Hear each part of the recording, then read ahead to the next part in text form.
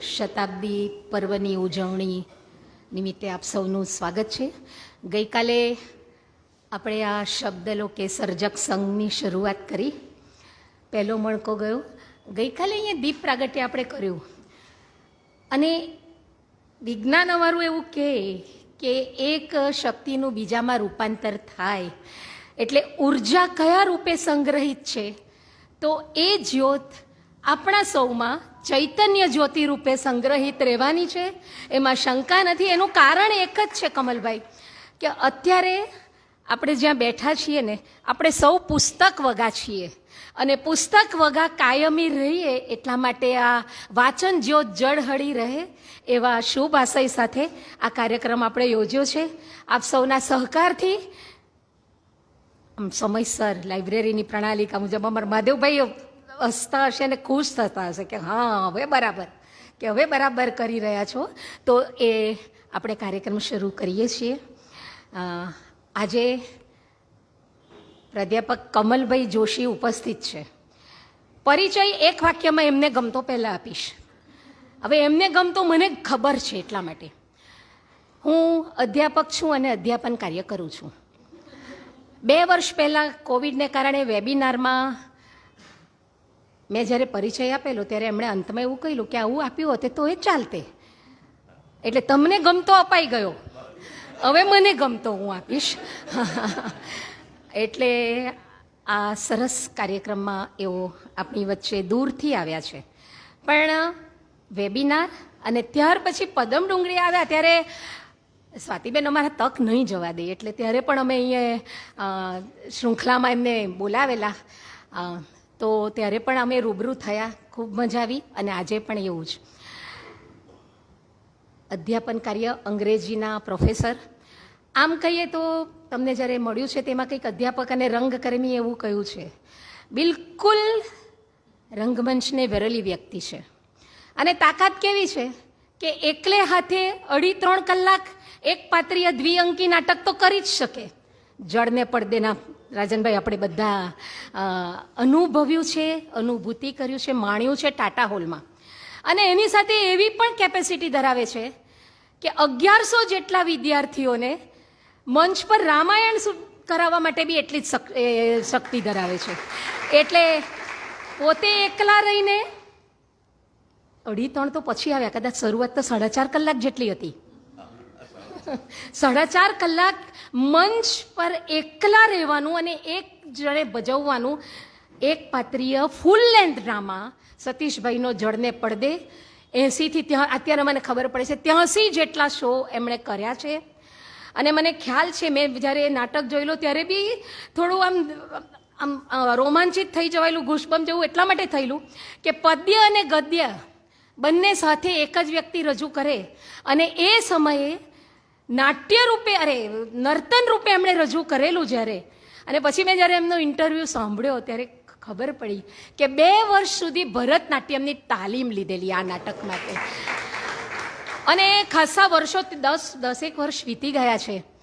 પણ આપણે કહેવું જોઈએ, અને એમણે એમ પણ કહ્યું કે જ્યારે તમે એક તખ્તા પર જાઓ ત્યારે તમારી શારીરિક ક્ષમતા કેવી હોવી જોઈએ. આજે પણ એટલા જ ફિટ છે આટલા વર્ષો પછી પણ તમે, એટલે તમને ખૂબ તંદુરસ્તી મળે એવી શુભેચ્છા.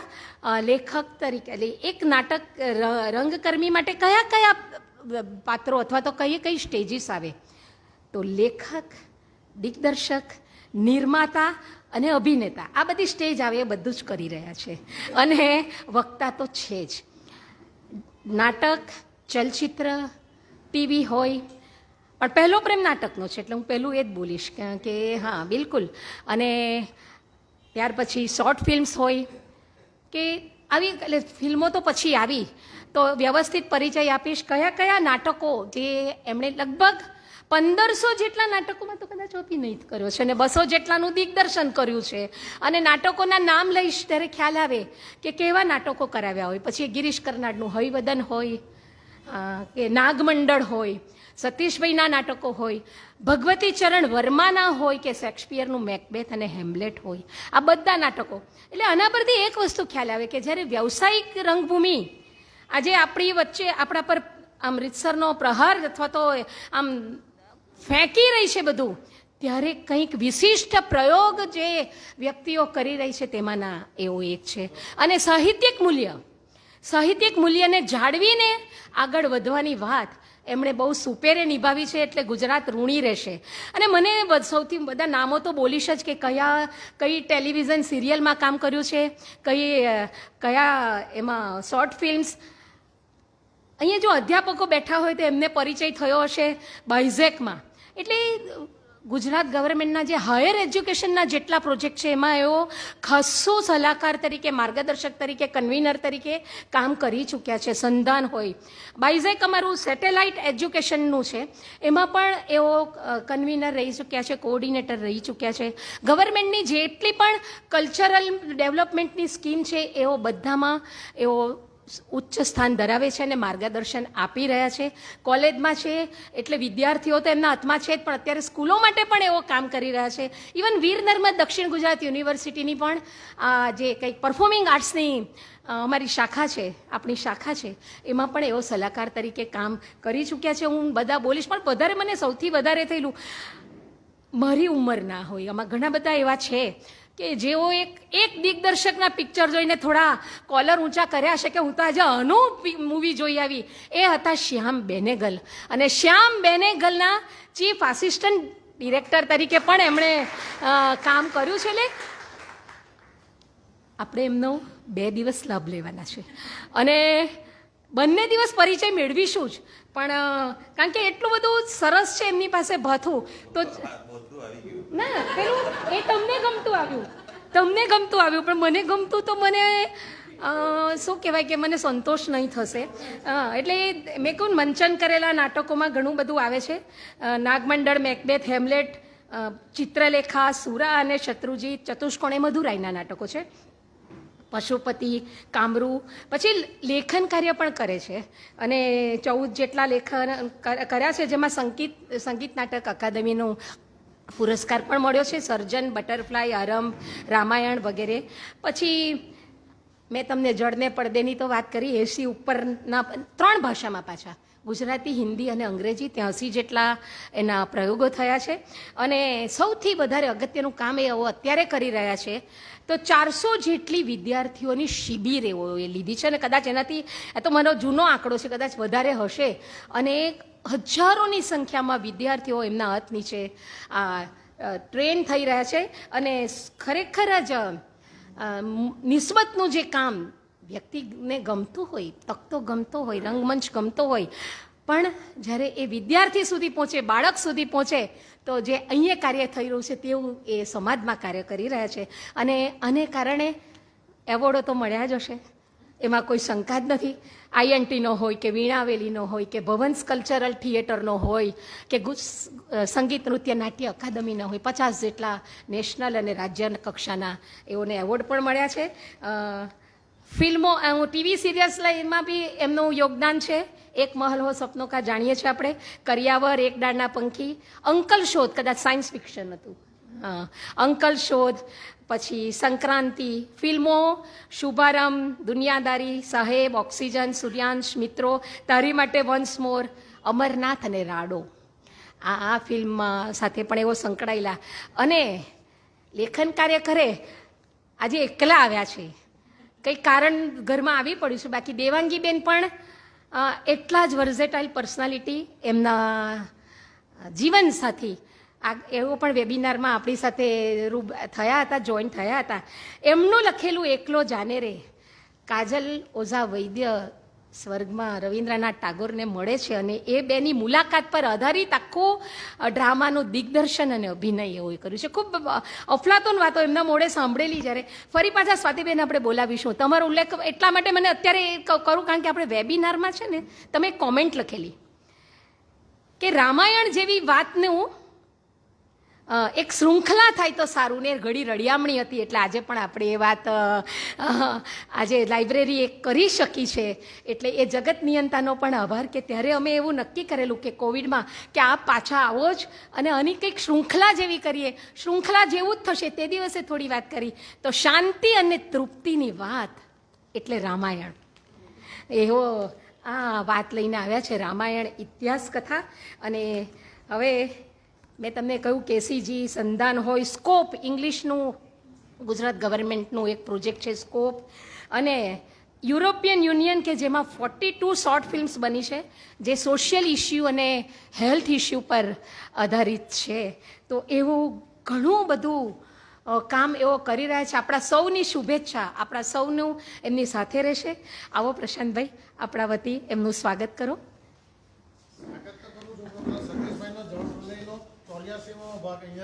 ઓહ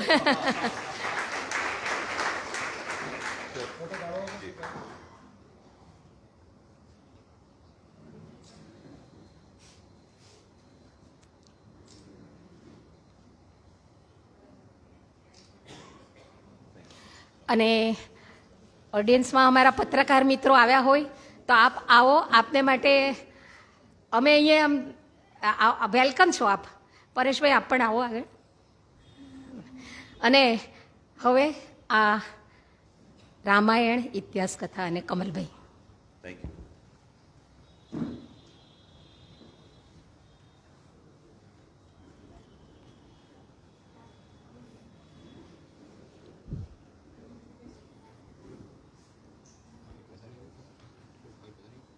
બરાબર છે. યસ.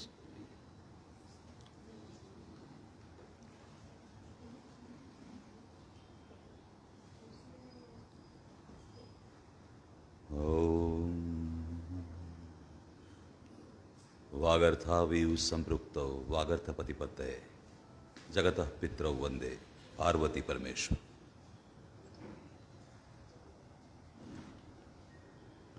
સૌથી પહેલાં તો ફરી એકવાર બેનનો આભાર, લાંબો પરિચય આપવા માટે. હું થોડો અસહજ થઈ જાઉં છું અને એકવાર આનંદ વ્યક્ત કરું છું ફરીથી અહીંયા આવવાનો મોકો મળ્યો છે. આ સ્થળના વાઇબ્રેશન્સ હું ફીલ કરું છું.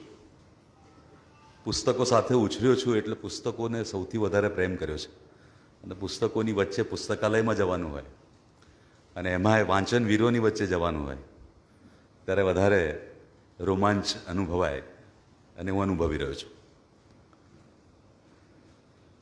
વિષય પર જ આવું છું સીધો. રામાયણ ઇતિહાસ કથા. આપણે બધા જ્યારે રામ શબ્દ આવે કે રામાયણ શબ્દ આવે ત્યારે સીધું એને ધર્મની સાથે જોડી દઈએ છીએ. અને જ્યારે તમે કોઈ વસ્તુને ધર્મની સાથે જોડો છો ત્યારે એના લર્નિંગ્સ જે છે એમાંથી જે શીખવાનું છે એ ચૂકી જવાય છે, એવું મારું માનવું છે. અને ત્યારે એક એવો પ્રશ્ન થાય કે શું ખરેખર રામ હતા કે કેમ? આ રામાયણ ખરેખર થઈ હશે કે કેમ? કે પછી આટલા બધા વર્ષોથી આપણા માથા પર જે ઠોકી બેસાડ્યું કે આ મદારીઓનો દેશ છે અને તમને બધાને તો સુસંસ્કૃત કપડાં પહેરતા પણ અમે કર્યા છે, એવું 250 વર્ષ સુધી અંગ્રેજોએ જે આપણને કીધું એ સાચું? કે પછી આપણે રામના વંશજો છે એ સાચું? આવો પ્રશ્ન બહુ જ નાની ઉંમરે થયેલો અને એમાં દિવાસળી ચાંપવાનું કામ કર્યું જે તે સમયની તત્કાલીન સરકારે જ્યારે કોર્ટમાં એફિડેવિટ કરીને આપ્યું કે રામ એ કપોળકલ્પિત પાત્ર છે, રામાયણ એ માત્ર કલ્પનાની કથા છે, એવું જ્યારે સરકાર, આ દેશની એ સરકારે એવું જ્યારે એફિડેવિટ કરીને કોર્ટમાં આપ્યું ત્યારે એક જબરો ઝાટકો લાગ્યો, ઊંઘમાંથી જગાડી દે એવો કે શું આ કપોળકલ્પિત કલ્પના માત્ર છે? જે દેશના બંધારણના મુખપૃષ્ઠ ઉપર રામનું ચિત્ર છે એ દેશની સરકાર સુપ્રીમમાં આવું એફિડેવિટ આપે તો સાચું શું? એટલે ખરેખર આજે કહે છે સાચું છે?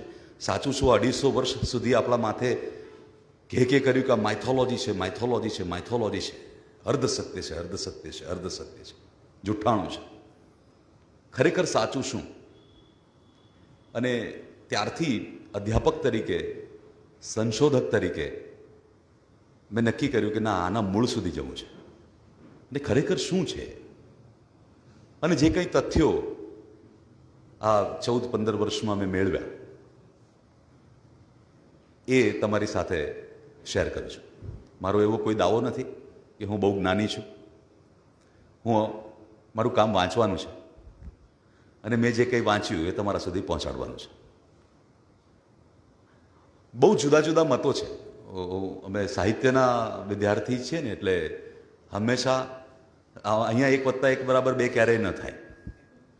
એ સાયન્સમાં અને મેથેમેટિક્સમાં હોય કે 1+1 = 2, પણ સાહિત્યની અંદર તો 1+1 = 11 થાય ને 27 પણ થાય ને 87 પણ થાય. એ માણસના પોતાના ઇન્ટરપ્રિટેશન ઉપર છે. તો સાહિત્યને જે રીતે હું સમજ્યો છું સાહિત્યના વિદ્યાર્થી તરીકે અને સાહિત્યના અધ્યાપક તરીકે, અને એ જે દૃષ્ટિકોણથી હું રામાયણની નજીક પહોંચ્યો છું એ તમારી સાથે શેર કરું છું. બહુ બધા મતો છે અને મારો એવો કોઈ દાવો નથી કે આ જ મત સાચો છે ને આ જ મત ખોટો છે. એ તમારે નક્કી કરવાનું છે કે તમે કયા મત સાથે જવા માંગો છો. મારું કામ છે એ મતો તમારી સમક્ષ મૂકવાનું. તો હવે પહેલો જ પ્રશ્ન થાય છે કે રામ હતા કે નહોતા, અને જે શીર્ષકમાં આપણે મૂક્યું કે ઇતિહાસ કથા, તો શું એ ખરેખર ઇતિહાસ છે? તો પહેલાં તો ઇતિહાસ શબ્દને સમજવો બહુ જરૂરી છે. ઇતિહાસ આપણે કોને કહીએ છીએ? ઇતિ વત્તા હાસ. ઇતિ એટલે આવું અને હાસ એટલે થયું હતું. આવું થયું હતું એ ઇતિહાસ છે.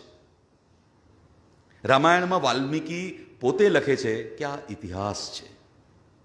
મારી આંખ સામે જે બની રહ્યો છે એ આવતીકાલ માટેનો આ ઇતિહાસ છે. બાલકાંડના પહેલા જ સર્ગની અંદર બીજા જ શ્લોકમાં વાલ્મીકી કહે છે કે આ સાંપ્રત સમયની મારી આંખ સામે બનતી ઘટનાનું હું નિરૂપણ કરી રહ્યો છું. એટલે આ કોઈ કવિની કલ્પના નથી, એ તો એમણે સુસ્પષ્ટ કરી દીધું. રામાયણના જ શ્લોકની વાત કરીએ તો હવે આપણે આ જે વારંવાર સાંભળ્યું કે આ તો માત્ર કથા છે, તો આની પર 2-3 પ્રશ્નો થાય કે જો કથા નથી અને સત્ય છે તો શું એ ઈશ્વર હતા? તો શું એ ભગવાનનો અવતાર છે? શ્રીરામ એ મર્યાદા પુરુષોત્તમ શ્રીરામ એ ખરેખર આપણા આરાધ્ય બનવાને લાયક છે કે કેમ? અને જો છે, કારણ કે છે એ તો સત્ય છે. આ દેશની અને માત્ર દેશની જ નહીં, મધ્ય એશિયાની ઘણી બધી કન્ટ્રીઝના કરોડો લોકોના હૃદયમાં જે વ્યક્તિ લાખો વર્ષોથી બિરાજમાન છે, એ શ્રીરામને તમે કપોળ કલ્પિત કેવી રીતે કહી શકો? કંઈક હશે. આગ છે તો ધુમાડો નીકળ્યો ને, એમને એમ તો નહીં થયું હોય. તો આવા બધા ઘણા બધા પ્રશ્નોની સાથે આપ જે આ મને જે સમય આપવામાં આવ્યો છે એને હું ન્યાય આપવાનો પ્રયત્ન કરીશ. સૌથી પહેલા આપણે એ સમજવાનો પ્રયત્ન કરીએ કે જો રામાયણ ઇતિહાસ છે તો એના સાક્ષ્ય કયા, એની સાબિતીઓ કઈ? ખરેખર રામ હતા અને ખરેખર શ્રી રામે આ ભારત વર્ષની ભૂમિ પર વિચરણ કર્યું છે, એની સાબિતી કઈ? તો હું આપણા પાસે જે અવેલેબલ સોર્સિસ છે, જે તથ્યો છે, એ આપની સમક્ષ મૂકું છું. સૌથી પહેલા આપણા શાસ્ત્રો બહુ રીચ છે. મને કહ્યું કે કાલે મિનળબેને પણ બહુ સરસ શાસ્ત્રોની વાત કરી છે. આપણા ધર્મશાસ્ત્રો બહુ રીચ છે અને સાયન્ટિફિક છે. The more important thing is કે સાયન્ટિફિક છે. અને પાછા આપણે એને ધર્મશાસ્ત્ર કહીએ છીએ, પણ અહીંયા ધર્મનો અર્થ બદલાય છે. જ્યારે તમે ધર્મશાસ્ત્ર કહો છો ત્યારે ધર્મ એટલે પૂજાની ઘંટડી કે આરતી નહીં. ધર્મ એટલે તમે જીવો છો એ તમારો ધર્મ છે. હું એ ધર્મની વાત કરું છું, માનવ ધર્મની વાત કરીએ છીએ. એટલે જ્યારે તમે વેદ કે ઉપનિષદ શબ્દ બોલો છો ત્યારે એ ધર્મ જુદો છે, જેને આપણે સનાતન કહીએ છીએ. સનાતનનો અર્થ પણ એ જ છે કે જે આદિકાળથી ચાલ્યો આવે છે, જેની ઉત્પત્તિ વિશે તમે જાણતા નથી, અને જે અનંત છે એટલે ઇન્ફિનાઇટ છે, એ ચાલ્યા જ કરશે. જ્યાં સુધી આ સૃષ્ટિ રહેશે ત્યાં સુધી સનાતન ધર્મ રહેશે, મનુષ્ય ધર્મ રહેશે. આપણે એ ધર્મની અને એ ધર્મના શાસ્ત્રોની વાત કરીએ છીએ. એટલે એમાં કોઈ પણ રિલિજનવાળા લોકો, હિન્દુ હોય, મુસલમાન હોય, ઈસાઈ હોય, શીખ હોય, કોઈ પણ કાસ્ટના, કોઈ પણ રિલિજનના જે માણસો છે એને આ સરખું લાગુ પડે છે, કારણ કે આ સનાતન બધાને લાગુ પડે છે. બરાબર છે ને? એટલે એવું નથી કે મુસ્લિમ ભાઈ બિરાદર બેઠો હોય આપણો તો એને સનાતન લાગુ નથી પડતું, કારણ કે મુસ્લિમ ધર્મ 1450 વર્ષ જૂનો છે. પણ 1450 વર્ષ પહેલાં એના પૂર્વજો એ સનાતન હતા, સનાતની હતા, સનાતન ધર્મ પાળતા હતા. ઈસાઈ 2000 વર્ષ જૂનો ધર્મ છે અને 2000 વર્ષ પહેલા એમના પૂર્વજો પણ સનાતની હતા અને આવનારી પેઢીઓ સનાતની જ રહેશે. આ પંથ છે. આપણે જેને ધર્મ કહી દીધો એ ધર્મ નથી. It is a way of worship. અલગ અલગ રીતે ઈશ્વરને પોતાના ગમતા ઈશ્વરને ભજવાની રીતો છે. It is a way of worship. જેને આપણે ધર્મ કહ્યો એ ધર્મ નથી, એ પંથ છે. ધર્મ તો એક જ છે. અને હું એ ધર્મના સાક્ષ્ય આપીને તમારી સાથે એ વાત મૂકી રહ્યો છું કે રામાયણ ખરેખર આપણો ઇતિહાસ છે. આપણા ધર્મશાસ્ત્રોમાં કાલખંડની એક ચોક્કસ ગણતરી આપી છે. આપણું વિજ્ઞાન આજે 150 વર્ષ જૂનું છે. 150 વર્ષ જ જૂનું છે આપણું વિજ્ઞાન આજનું, જે વર્તમાન વિજ્ઞાન છે. એટલે આજથી કેટલાક વર્ષ પહેલા તો લોકોને એવી ખરેખર જ ખબર નહોતી કે પૃથ્વી ગોળ છે અને આપણા સૂર્યમંડળની અંદર 9 ગ્રહો છે અને આટલા નક્ષત્રો છે, આટલા બ્રહ્માંડો છે. એનાથી વિજ્ઞાન અજાણ હતું, પણ વેદોએ તો ઋગ્વેદની પહેલી જ ઋચામાં કહી દીધું. એટલે મેં કીધું ને કે આ વિજ્ઞાન છે, સાયન્ટિફિક છે. બિગ બેંગની થિયરી સમજવા માટે આખા વિશ્વના તમામ વૈજ્ઞાનિકો ભેગા થયા અને અબજો ડોલરના ખર્ચે કાર્યશાળા, પ્રયોગશાળા ઊભી કરવામાં આવી અને પછી સિદ્ધ શું કર્યું કે અચ્છા આવી રીતે ટકરાઈને પછી સૃષ્ટિને બ્રહ્માંડની ઉત્પત્તિ થઈ હતી. એ તો ઋગ્વેદની પહેલી ઋચા છે. અને મજાની વાત એ છે કે એ પ્રયોગશાળામાં એન્ટ્રન્સમાં જ નટરાજની મૂર્તિ છે. મજાની વાત એ છે કે જર્મનીની અંદર 20 સંસ્કૃત ભણાવતી યુનિવર્સિટી છે અને સંસ્કૃત એ ફરજિયાત વિષય છે. મજાની વાત એ છે કે અમેરિકા અગ્નિહોત્ર યુનિવર્સિટી ચલાવે છે અને કર્મકાંડ કરતા શીખવાડે છે ફોરેનર્સ. મજાની વાત એ છે કે નાસાની અંદર વેદોને શીખવાની એક ચોક્કસ પ્રકારની અલગ વ્યવસ્થા કરવામાં આવી છે, so that you can decode the science behind these રુચાસ. હવે એ માની રહ્યા છે. આપણે તો વર્ષોથી જાણીએ છીએ અને છતાં પણ આપણે ખબર નહીં કયા અજ્ઞાનમાં જીવી રહ્યા છે. જે જ્ઞાનની ઉત્પત્તિનો પ્રદેશ આ છે, આ ભૂમિમાંથી આ જ્ઞાન પ્રગટ્યું છે અને સમગ્ર વિશ્વમાં ગયું છે. એ જ ભૂમિના આપણે એ જ્ઞાનને વિસરી ગયા છીએ ને, અથવા તો એના વિશે વાત કરવામાં આપણને આઉટડેટેડ ફીલ થાય છે. આજે તમે કંઈક રામાયણ કે મહાભારતની વાત કરો ને તો તમારા સંતાનો તમને કહે કે શું યાર તમે આઉટડેટેડ વાત કરો છો, ઓર્થોડોક્સ છો. નવી પેઢીના લોકો એમના માતા પિતાને કે દાદા દાદીને ઓર્થોડોક્સ ગણે છે, કારણ કે તમે રામની વાત કરો છો, તમે કૃષ્ણની વાત કરો છો. કારણ કે અજાણ છે અને એ આપણે ફરજ ચૂક્યા છે એટલે એ અજાણ રહ્યા છે. આપણી ફરજમાં આવતું હતું કે આપણે એને જણાવવાનું હતું કે બેટા તારા એન્સેસ્ટર્સ આ હતા, તારા પૂર્વજો છે ને એ આ છે, રામ છે, કૃષ્ણ છે, એ તારા પૂર્વજ છે. એ ચૂકી ગયા આપણે, એટલા માટે આ દશા છે. તો હવે ધર્મશાસ્ત્રોની વાત કરીએ તો એ ધર્મશાસ્ત્રોની અંદર બહુ જ સાયન્ટિફિક રીતે કાલખંડની ગણતરી કરવામાં આવી છે. કાલખંડ, આ સમગ્ર સૃષ્ટિ એકોર્ડિંગ ટુ ઇન્ડિયન શાસ્ત્રાસ, આ સમગ્ર સૃષ્ટિ એ બ્રહ્માનો એક દિવસ છે.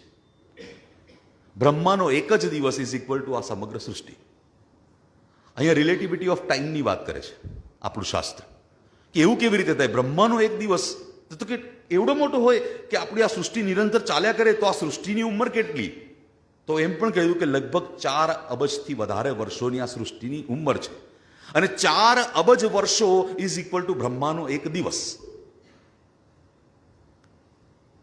આઇન્સ્ટાઈને તો હજુ હમણાં રિલેટિવિટી ઓફ ટાઈમની થિયરી આપી, E is equal to mc². સમય રિલેટિવ છે. અહીંયા સમયની ગતિ જુદી છે, બ્રહ્માંડમાં સમયની ગતિ જુદી છે, બીજા ગ્રહ પર જાઓ તો સમયની ગતિ જુદી છે, સમય બદલાઈ જાય છે. આ તો આપણા ધર્મગ્રંથો કરોડો વર્ષોથી કહી રહ્યા છે કે બ્રહ્માનો એક દિવસ ઇઝ ઇક્વલ ટુ આપણી આ સૃષ્ટિ. તો આપણી આ સૃષ્ટિ આપણા ટાઈમ પ્રમાણે કેવડી છે? તો આપણી આ સૃષ્ટિ 14 મન્વંતરોમાં વહેંચાયેલી છે. 14 મન્વંતરોની આ સૃષ્ટિ છે. 14 મન્વંતર પૂરા થાય છે એટલે કે બ્રહ્માનો દિવસ પૂરો થાય છે અને આ સૃષ્ટિનો વિનાશ થાય છે. અને વિનાશ થયા પછી બ્રહ્મા ફરીથી એનું પુનઃ સર્જન કરે છે અને ફરીથી 14 મન્વંતર સુધી આ સૃષ્ટિ ચાલે છે. આ આપણા ધર્મશાસ્ત્રો કહે છે. હવે આ મન્વંતર શબ્દ તમને થોડોક જે ન જાણતા હોય એને સ્પષ્ટતા કરી કે મન્વંતર એટલે શું? તો કે એક મન્વંતરની અંદર 71 ચતુર્યુગી હોય છે. 71 ચતુર્યુગાસ આર ધેર ઇન વન મન્વંતર.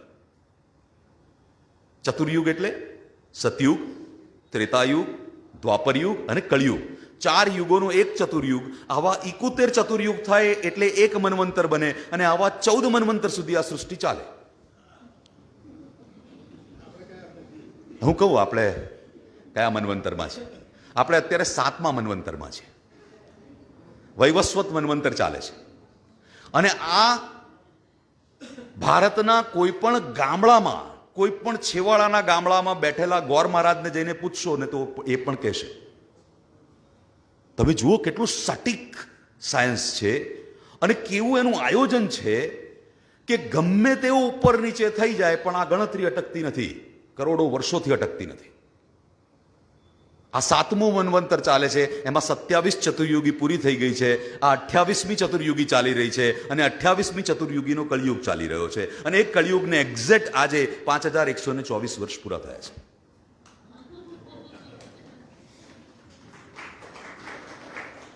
હવે જરા ચતુર્યુગીનો સમયગાળો સમજી લઈએ તો તમને રામને સમજવા બહુ સહેલા પડી જશે.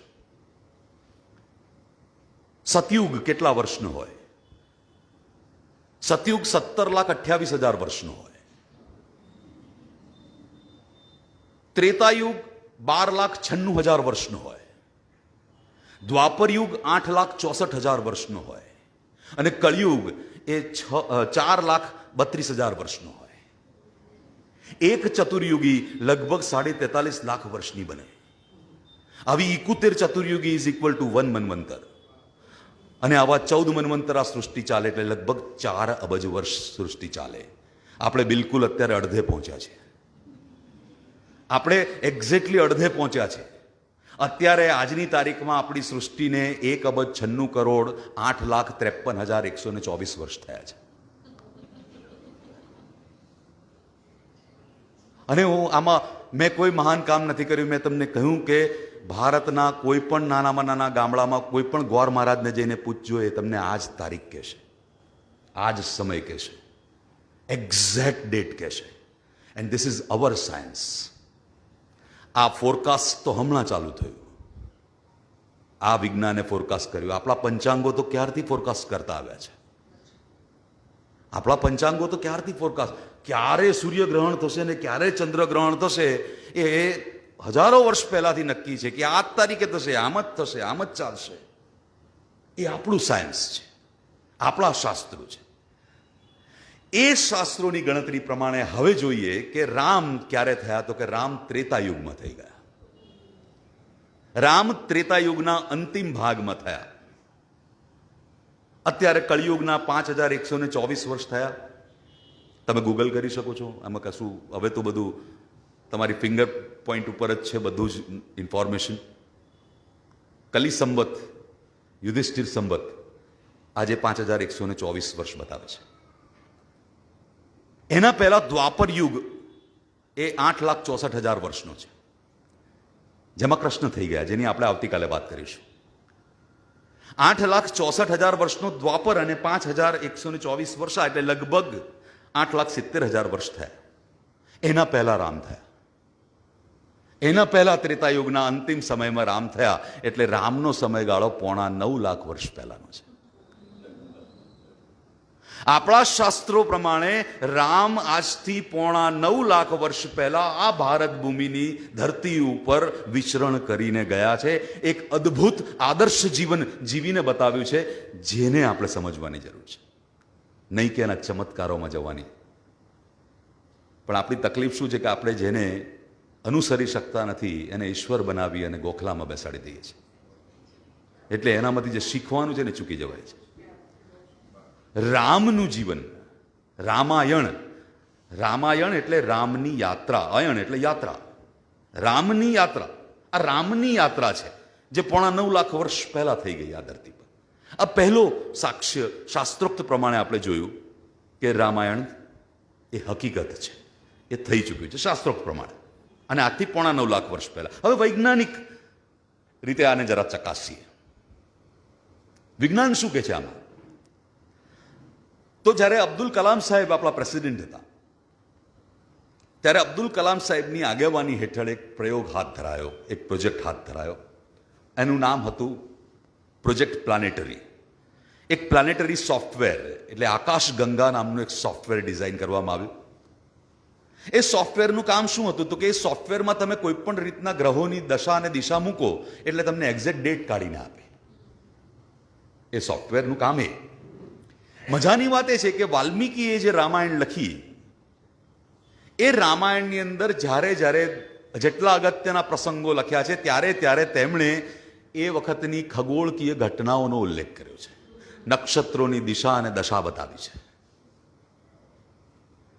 અને એટલે પ્લાનેટરી સોફ્ટવેરની અંદર ગ્રહોની એ પોઝિશનિંગ ફીડ કરવામાં આવી અને રિઝલ્ટ જે સામે આવ્યું એ રિઝલ્ટ એમ કે છે કે આ એક્ઝેક્ટલી જે ડેટા છે ને, આ પ્રકારનું ડેટા એ 7,500 વર્ષ પહેલા થયેલો છે.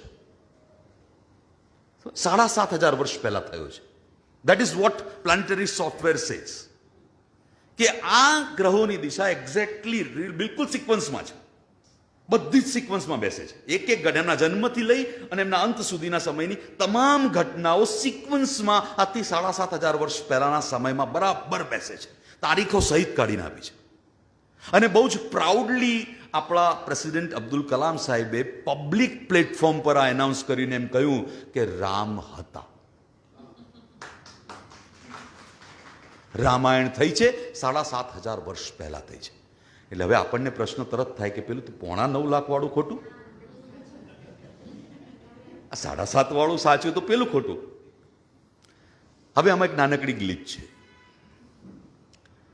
આ જે સોફ્ટવેર છે એ સોફ્ટવેર 25,200 વર્ષ સુધીનું બતાવે છે.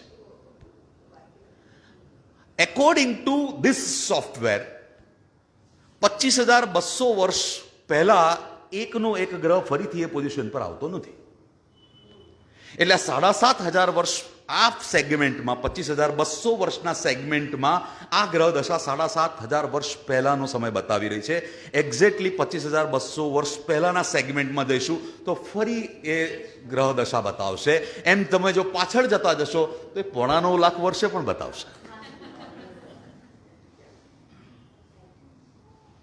તો આ એનો બીજો પુરાવો છે.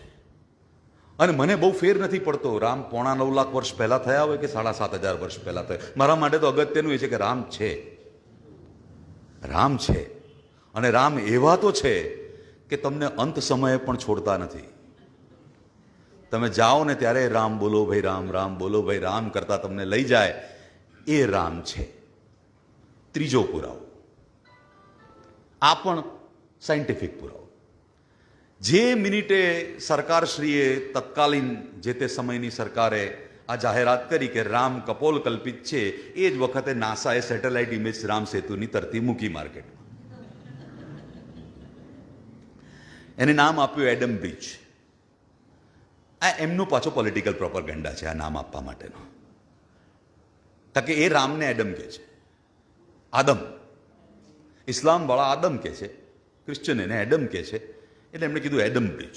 આ એના ફોટા સેટેલાઇટ ઇમેજમાં ચોખ્ખે ચોખ્ખું દેખાય છે. 48 કિલોમીટરનો રામેશ્વરમથી શ્રીલંકા સુધીનો બ્રિજ.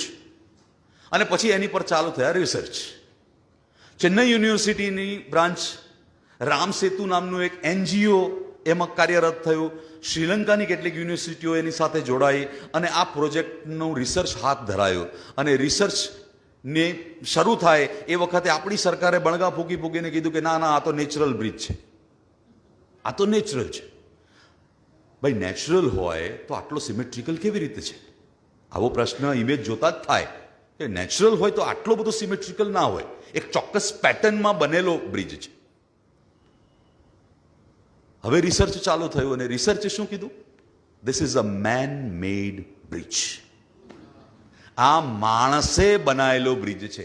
અને હવે મને એમ કહો કે દુનિયાના કોઈ પણ ધર્મગ્રંથમાંથી કોઈ પણ વાર્તા શોધીને બતાવો કે જેના નાયકે બ્રિજ બનાવ્યો હોય. એક જ છે, ન ભૂતો ન ભવિષ્યથી.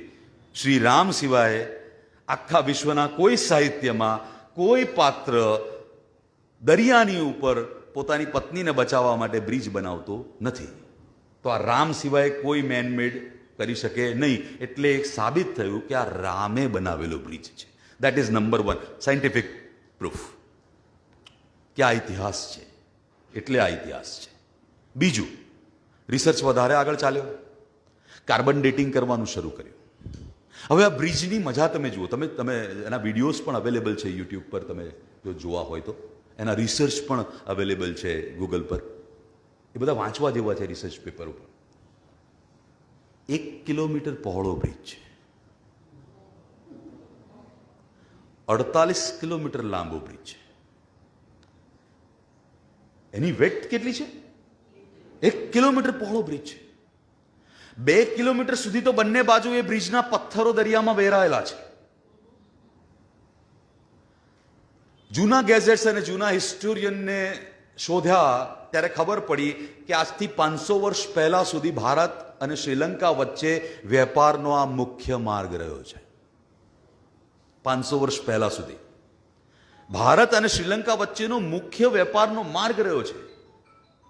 આવો વિશાળ બ્રિજ આ શું કામ બનાવ્યો? તો એ કથા આપણે જાણીએ છીએ, કારણ કે રામને જરૂર પડી આ બ્રિજ બનાવવાની.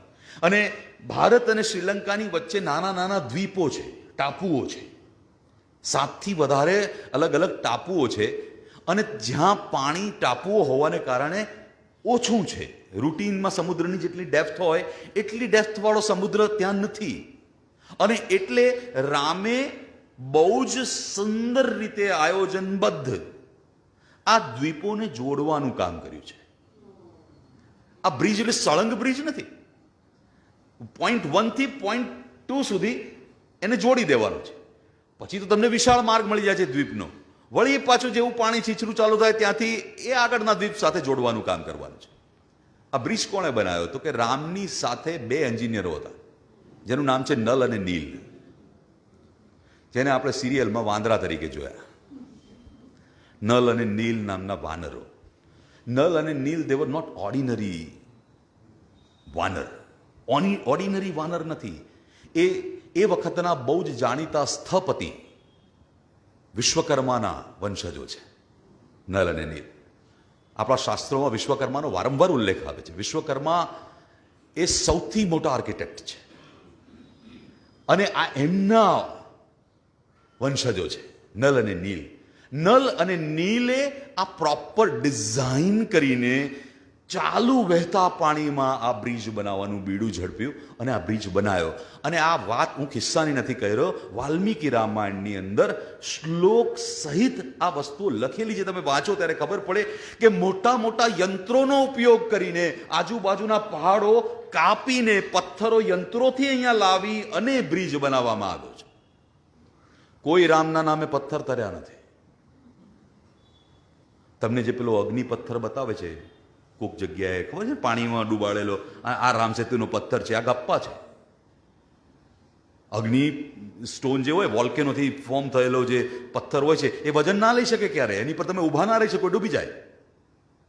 રામના નામે કોઈ પથ્થર તર્યા નથી. રામે બહુ જ ધીરજપૂર્વક અને અસંખ્ય લાખોનું માનવ બળ લઈ અને સાયન્ટિફિકલી આ બ્રિજનું નિર્માણ કર્યું છે. અધરવાઇઝ વહેતા પાણીમાં બ્રિજ બનાવો કેવી રીતે? અને એટલે જે બ્રિજની પેટર્ન તમે જોજો એ ઝિગ ઝેગ મેનરમાં બનેલો બ્રિજ છે. ત્રાસો બને, પછી પાછો ત્રાસો બને, ફરી પાછો ત્રાસો બને, એટલે પાણી કપાઈને એનો ફોર્સ કાપી નાખે ને નીકળી જાય પાણી. એ રીતે બનાવેલો બ્રિજ છે. અને એટલે એની વેડથ વધારે છે. એની જે પહોળાઈ 1 કિલોમીટરથી વધારે રાખવાનું કારણ શું છે? કે સમુદ્રના ફોર્સમાં ધોવાઈ ના જાય. અને એટલે એનો ખડકલો થતો જાય અને ઇન્ટરલોકિંગ સિસ્ટમથી બનેલા છે બ્રિજ. એટલે એ વખતની જે ટેકનોલોજી, કે અહીંયા ત્યાં સિમેન્ટ ચૂનો મારવાના હતા તમે પાણીમાં, તો એક પથ્થરમાં બીજો પથ્થર ફસાવીને મૂકવાનો જેથી કરીને ખસી ના જાય. અને નાવડાવાળા પથ્થર નહીં. એટલે તો આપણે તો ઘણી બધી કથાઓમાં સાંભળ્યું ખિસકોલી એ પથ્થર લઈને જતી હતી. એ પથ્થરોથી બ્રિજ ન બને, એમાં કથાઓ થાય. આદરણીય કથાકારો એની કથા કરે, પણ એનાથી બ્રિજ ના બને. બ્રિજ જે રીતે બન્યો એ ઇતિહાસ કે છે. અને તમારી આંખ સામે એવિડન્સ છે કે હ્યુજ સ્ટોન્સ એક માણસથી ન ઉચકી શકાય. હજારો માણસો ભેગા થઈને પથ્થરો ઉચકીને મૂકે એવા પથ્થરોથી ઇન્ટરલોક કરીને બનાવેલો બ્રિજ છે. એનું કાર્બન ડેટિંગ થયું, તો કાર્બન ડેટિંગની અંદર ખબર પડી કે જે પહેલું લેયર છે બ્રિજની ઉપરના બિલકુલ જે અવેલેબલ પથ્થર છે એ 4500 વર્ષ પહેલાના છે. એનાથી નીચેના લેયર પર ગયા તો એ 7,500 વર્ષ પહેલાના છે. અને પછી એ રિસર્ચ બંધ થઈ ગયો, કારણ કે એમને પેલો તાળો મળી ગયો. પ્લાનેટરી સોફ્ટવેરનું જે રિઝલ્ટ છે અને આનું સેકન્ડ લેયરનું જે રિઝલ્ટ છે, 7.5નો તાળો મળી ગયો.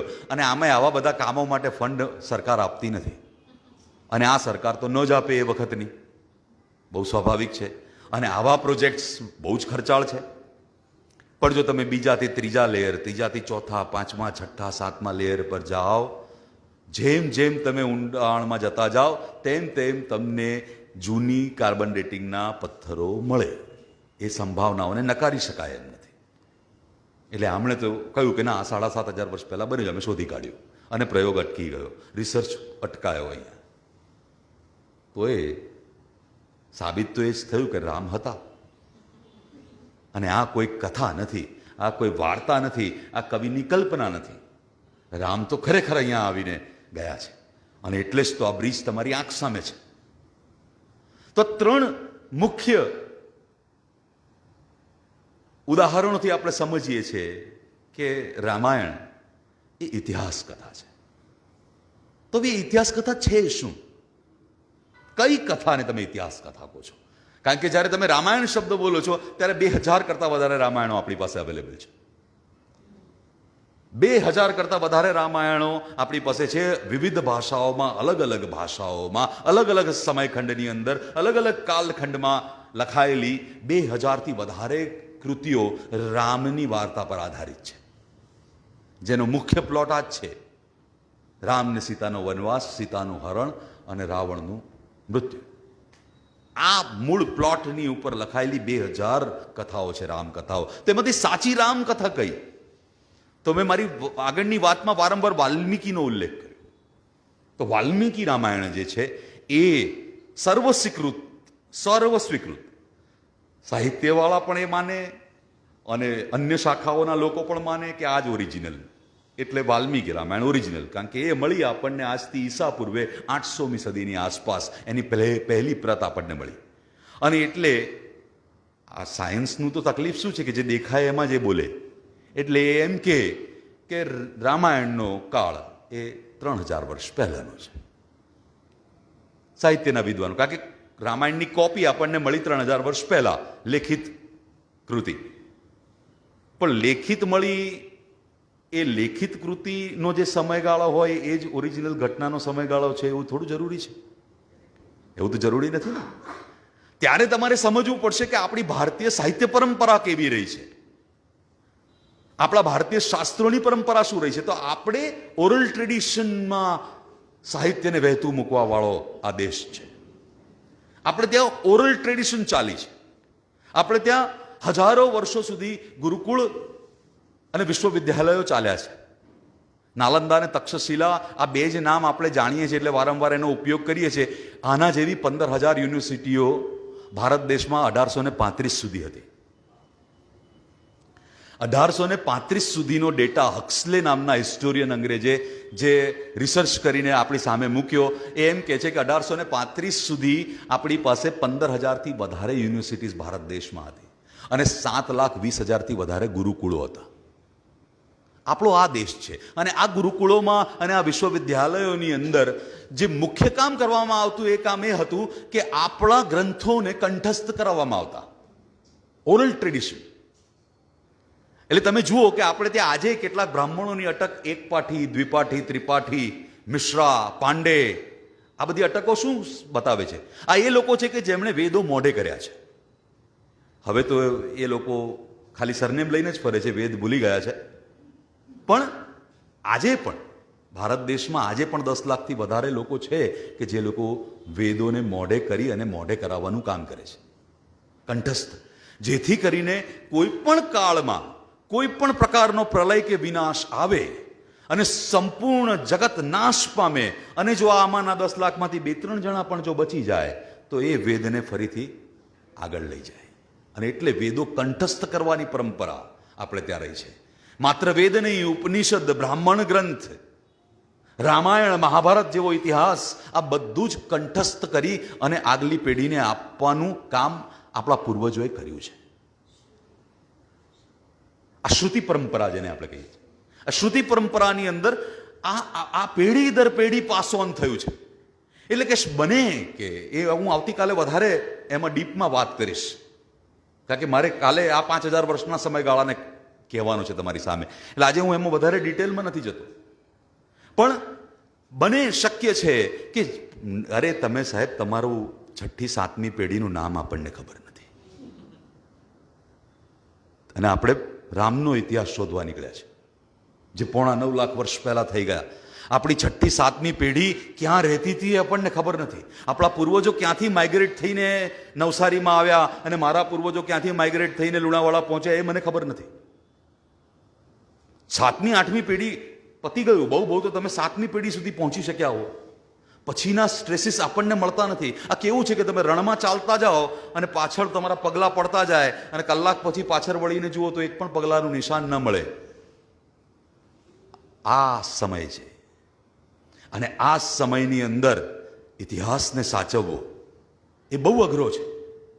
આ 9.25 લાખમાં આ સૃષ્ટિ પર કેટલાય પ્રલયો થયા હશે, કેટલાય વિનાશકારી યુદ્ધો થયા હશે, અને કેટલું સાહિત્ય આપણું બળી ગયું હશે એ વિશે આપણે જાણતા નથી. પણ આપણે એટલીસ્ટ ચોક્કસ એટલું જાણીએ છીએ કે છેલ્લા 1000 વર્ષમાં શું થયું છે. અને મારે તમને એ કહેવું છે કે આ ખાલી 1000 વર્ષનો ઇતિહાસ જો તમે જાણી જાઓ તો તમને ખબર પડે કે પેલા ઇતિહાસ સાથે શું થયું. આપણને ખાલી કંઈ અંગ્રેજોએ થોડા ગુલામ બનાવ્યા છે. આપણને ગુલામ બનાવવા વાળા 17 પ્રજાતિઓ છે, અને છેલ્લા 1000 વર્ષની ગુલામી છે આ દેશ પર લખાયેલી. 1000 વર્ષથી જે વ્યક્તિઓ આ દેશમાં ગુલામ રહ્યા છે, હવે તો આપણા ડીએનએમાં એ ગુલામી આવી ગઈ છે. હવે વિરોધ કરવાની ક્ષમતા આપણે પૂરી કરી ચૂક્યા છે. આપણને કોઈક કહેવા માટે જોઈએ છે કે આમ કર, એટલે આપણે કહીએ યસ સર. આપણે હવે એ થઈ ગયા.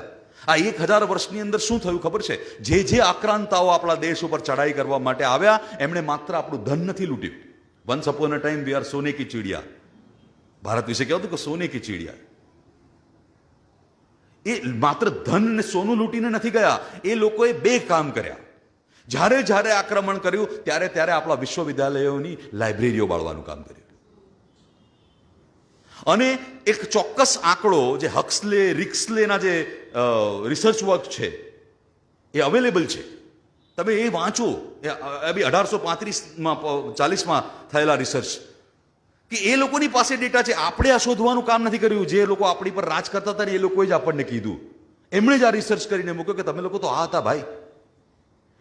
કહે છે કે માત્ર નાલંદા યુનિવર્સિટીની અંદરથી 40 લાખ પુસ્તકો ચીન મોકલી દેવી, રાતોરાત મોકલી દીધી કે અમારે આ બાળી નાખશે, તમે લઈ જાઓ. 40 લાખ ચીન મોકલી આપી, પછી પાછી ના આપી. આ તો ખાલી જે બચાઈ એની વાત છે, જે સળગીએ તો કરોડો પુસ્તકો છે. અને આ તો વારંવાર થયું. આ રિપીટેડલી થયું. આ છેલ્લા 1000 વર્ષમાં કેટલાય આક્રમણો થયા, અને સૌથી પહેલું કોઈ પણ માણસ આક્રમણ કરે તો એ જુએ કે આના કલ્ચરલ રૂટ્સ કાપી નાખો, આને નીચેથી કાપો, એના મૂળિયા કાપી નાખો એટલે ઊંચો જ ના થાય. આ પેઢીમાં થોડું ગણગણાટ થશે, પણ એના પછીની પેઢી આપણી ગુલામ છે. એને એનો ઇતિહાસ જ ખબર નહીં હોય તો શેના પર કૂદશે? તમારો ઇતિહાસ, તમારા મૂળ કાપી નાખ્યા, તમારા તમામ ગ્રંથો, તમારું જ્ઞાન બધું બાળી નાખ્યું. આ તો જે ટકી ગયું એ આપણા સુધી પહોંચ્યું, જે ઓરલ ટ્રેડિશનમાં હતું એ પહોંચ્યું. અને એટલે આપણને ખબર નથી કે 5000 વર્ષમાં શું માત્ર 1000 વર્ષની અંદર જ આક્રમણો થયા, એના પહેલા થયા કે નથી થયા? What about after Kurukshetra? એના પછી શું થયું? એ ડાર્ક એજ છે, એના વિશે કોઈને ખબર નથી કશી જ. તો શું થયું? આ જ્ઞાન વિજ્ઞાન કેટલી વાર આવી રીતે આવ્યું હશે ને ગયું હશે, આવ્યું હશે ને ગયું હશે. પણ વેદોના કારણે એ સતત પાછું આવતું ગયું આપણી પાસે એ જ્ઞાન, કારણ કે વેદો સતત આપણી જોડે રહ્યા. અને એવી જ રીતે રામાયણ અને મહાભારત જેવા ગ્રંથો આપણી સાથે રહ્યા, આપણો ઇતિહાસ. અને એટલે 3000 વર્ષ પહેલા આ ઓરલ ટ્રેડિશનમાં સાંભળતા કોકને એમ થયું કે લાવ એને લખી નાખું. અને એણે લખી નાખ્યું, અને તમે કીધું કે આ રામાયણ 3000 વર્ષ પહેલા લખાયું.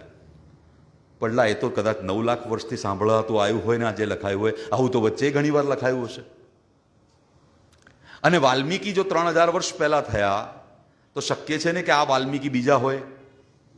આ જે લખનાર હતો એણે સાંભળ્યું છે કે વાલ્મીકીએ રામાયણ કહ્યું છે, વાલ્મીકીએ રામાયણ કહ્યું છે, તો એણે વાલ્મીકી તરીકે રામાયણ લખીને આપ્યું. કારણ કે ઓરલ ટ્રેડિશનમાં આવતું હતું, અને આ ભાઈ વાલ્મીકીની જગ્યાએ મહેશભાઈ હોય. It is possible. ગમે તે સંજોગોની અંદર રામાયણ આપણા સુધી પહોંચ્યું એ અગત્યનું છે. એ ઇતિહાસ સ્વરૂપે પહોંચ્યું એ પણ એટલું જ અગત્યનું છે. હા, ઇતિહાસ સ્વરૂપે જ પહોંચ્યું એટલે વાલ્મીકી રામાયણ એ ઇતિહાસ ગ્રંથ છે, અને એના પછી એના પર લખાયેલી તમામે તમામ રામાયણો એ માઇથોલોજી છે.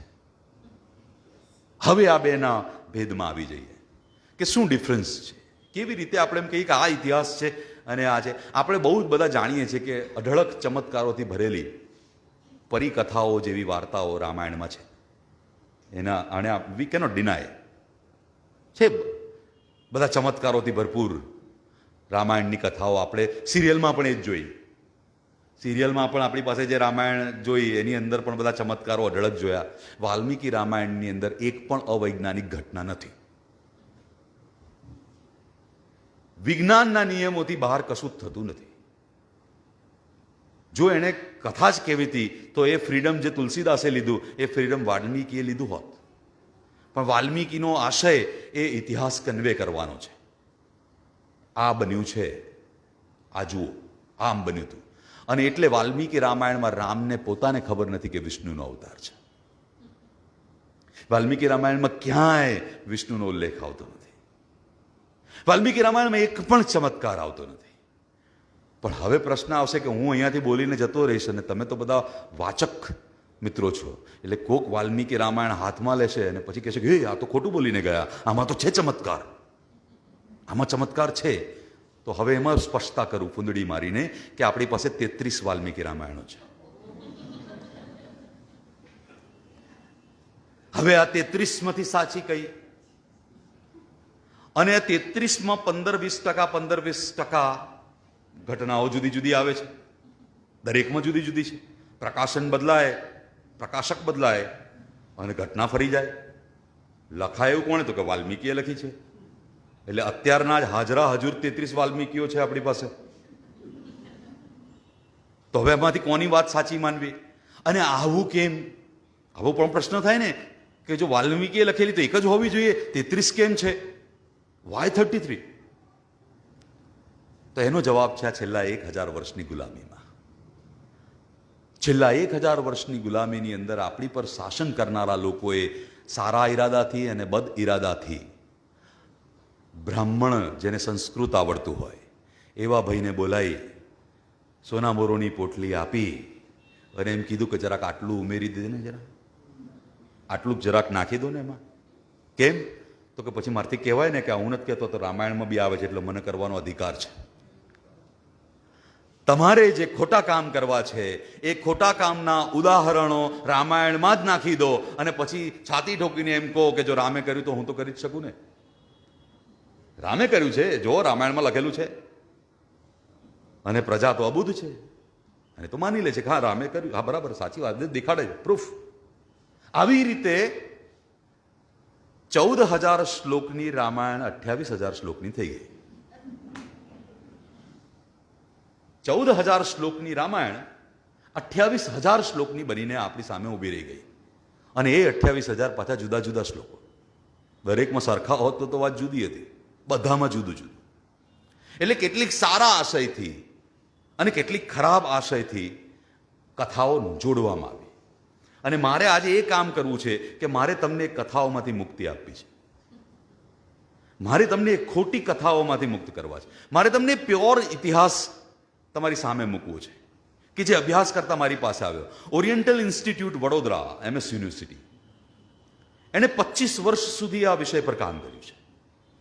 અને વિદ્વાનો 30 થી 35 સંસ્કૃત ભાષાના વિદ્વાનોની કમિટીએ આટલા વર્ષો સુધી રામાયણ પર એ જ કામ કર્યું કે વાલ્મીકી રામાયણમાં પ્રક્ષેપિત જે શ્લોકો છે, જે પાછળથી એડ કરાયેલા શ્લોકો છે, એને દૂર કરો. આ કામ આ લોકોએ કર્યું અને ફાઇનલી એ કામ પૂરું થયું અને હવે ઓરિજિનલ રામાયણ અવેલેબલ છે. Original Valmiki Ramayan it is in English, અંગ્રેજી ભાષામાં છે અને ઓરિએન્ટલ ઇન્સ્ટિટ્યૂટ વડોદરા MS યુનિવર્સિટીમાં અવેલેબલ છે. હવે કયા આધાર પર શ્લોકોને જુદા કાઢ્યા? નંબર 1, તમે સામાન્ય બુદ્ધિ હોય ને અને તમે કથા વાંચતા હો અને કોન્ટેક્સ્ટની બહારનું કશું આવે એટલે તમને ખટકે. તમે વાત રામ અને સીતા બેઠા હતા અને પછી વાત કરતા હતા અને પછી અચાનક જ એવું આવે કે પછી રામે માંસાહાર કર્યો. અરે આ તો ચા કોફીની વાત ચાલતી હતી, એમાં માંસાહાર કઈથી આવ્યો ભાઈ? વાત કંઈક બીજી ચાલે છે, તો સડનલી વચ્ચે રામે માંસાહાર કર્યો ક્યાંથી થઈ ગયું? તો આ તમને ખબર પડે કે અચ્છા તો પ્રક્ષેપિત છે. અને અચ્છા પ્રક્ષેપોમાં કેવા અદ્ભુત છે કે 100-150 શ્લોક એક સાથે આવે. એટલે એક કન્ટિન્યુટી અહીંયાથી જે વાતની ચાલતી હોય એ છૂટી પડીને 150 શ્લોકનું પ્રક્ષેપણ આવે અને પછી પાછું એ વાતનો તંતુ 151માં શ્લોકે જોડાય. એટલે તમને તરત ખબર પડે કે અચ્છા આ બચ્ચું આખો બંચ વચ્ચે એડ કરવામાં આવે છે. અને જે કારણ વગરનો છે, જે અર્થ વગરનો છે, જે અવૈજ્ઞાનિક છે, એમ પ્રક્ષેપો આવે. એમ એકની એક ઘટના 3 વખત આવે અને 3 વખત એ ઘટના. અચ્છા મજાનું કામ શું થયું કે એક સારું કામ થયું છે. જે લોકોએ એડ કર્યું ને એ લોકોએ એડ જ કર્યું, રિમૂવ કશું ના કર્યું. તમે સમજો છો? એમણે એડ કરવાનું કામ કર્યું છે, એમણે રિમૂવ કરવાનું ભૂલી ગયા છે. અને આ મોટો ફાયદો છે આપણને, આ સૌથી મોટો લાભ છે. એટલે વાલ્મીકી રામાયણમાં જે લખે કે શૂર્પણખાના નાક કાન કપાઈ ગયા પછી ખર અને દૂષણ સાથે જે રામે ઘોર યુદ્ધ કર્યું અને ઘોર યુદ્ધની અંદર ખર અને દૂષણના 14,000 સૈનિકોને રામે એકલા હાથે માર્યા. અને એ પછી અકંપન નામનો એક રાક્ષસ દોડતો દોડતો લંકા પહોંચ્યો. એણે જઈને રાવણને કીધું કે રાવણ, ત્યાં કોઈ મોટો માણસ આવી ગયો છે, કોઈ જબરજસ્ત ચમત્કારી માણસ છે, શૂરવીર છે, પરાક્રમી છે, રઘુવંશનો રાજા છે અને જંગલમાં છે, એનો ભાઈ છે લક્ષ્મણ. અરે એકલા હાથે 14,000 આપણા સૈનિકોને ખુરદો બોલાવી દીધો. હવે અરણ્ય ઉપર આપણો હોલ્ડ રહ્યો નથી અને હવે તારે કંઈક કરવું પડશે, તું કંઈક કર. અને બીજી એક વાત, એની પત્ની બહુ જ સુંદર છે.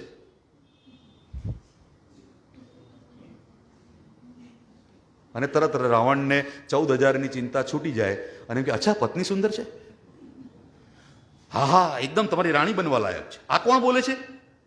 અકંપન નામનો રાક્ષસ રાવણને આ કહી રહ્યો છે કે રામની પત્ની સીતા બહુ સુંદર છે. રામે 14,000 લોકોને મારી નાખ્યા પણ એની પત્ની બહુ સુંદર છે.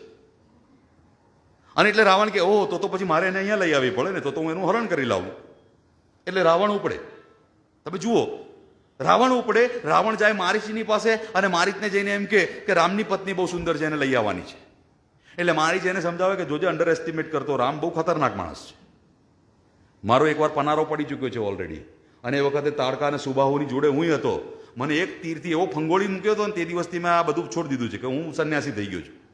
એક તીરમાં મને સંન્યાસી બનાવી દીધો કે રામે.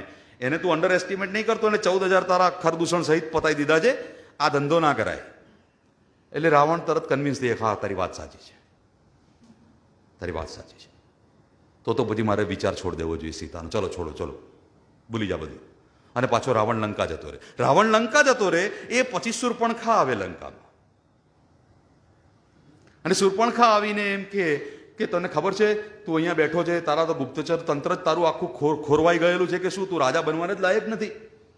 આવો કેવો રાજા તું? તને કશી ખબર છે કે આપણા 14,000 સૈનિકોને ખર અને દૂષણ સહિત એક માણસે મારી નાખ્યા? શું વાત કરે છે? કોણે મારી નાખ્યા? મને તો ખબર નથી. તો કે કોઈ રામ કરીને આવ્યો છે, રઘુવંશનો છે કુંવાર, એણે એકલા હાથે 14. શું વાત? કેમ મારી નાખ્યા? એટલે વળી પાછી રેકોર્ડ ચાલુ થાય. હવે શૂર્પણખા કે કેમ માર્યા, કેવી રીતે માર્યા? અને રાવણ ગુસ્સે ભરાય ને પછી શૂર્પણખા પાછી એમ કે એની પત્ની સુંદર છે. અને એટલે પેલો રાવણ અચ્છા તો પછી એની પત્નીનું જ હરણ કરે, એની પત્નીને અહીંયા લઈ આવું. એટલે એને ખબર પડે કે સ્ત્રીનું અપમાન કરવાનું નુકસાન શું થયું. મારી બહેનનું અપમાન કર્યું તો હું એની પત્નીને લઈ આવું તો એનું અપમાન થશે, તો એને ખબર પડશે. અને એટલે વળી પાછો એ મારી જ જોડે જાય, પહેલી વાર ગયો હોય એવી રીતે. એટલે મારી જ કે ઓહો આવો આવો, બહુ વર્ષે આયા. તમે સમજો છો શું આપણા ગ્રંથો સાથે થયું છે? એ તમે વાંચો ત્યારે તમને ખબર પડે છે કે vote the hair it is going on. આ સાચું કયું? આ સિક્વન્સ તો જુઓ શું બની રહી છે. ખીચડો ખીચડી, ખીચડો ખીચડી. જેને મન ફાવ્યું એ ચેપ્ટર નાખી દીધું, જેને મન થયું એ ચેપ્ટર નાખી દીધું. અને આમાંથી સત્ય શોધવું એટલે બહુ અઘરું છે, ભયંકર અઘરું છે. અને એ કામ થયું, એનો આનંદ છે કે એ કામ થયું, કે પ્રક્ષેપો દૂર થઈ અને વાસ્તવિક કથા આપણી આંખ સામે આવી. ત્યારે આપણને ખબર પડે છે કે ઓહો રામાયણ તો આ છે અને આ આપણો ઇતિહાસ છે. This is our history. આપણને ગર્વ થાય, આપણી છાતી 2 ગજ ફૂલી જાય કે આ કેવો માણસ છે યાર. આ માણસ જેની પાસેથી શીખવાનું છે એ આપણે એને ઈશ્વર બનાવ્યો એટલે શીખી ના શક્યા. એ મર્યાદા પુરુષોત્તમ. પુરુષોત્તમનો અર્થ થાય પુરુષોમાં ઉત્તમ.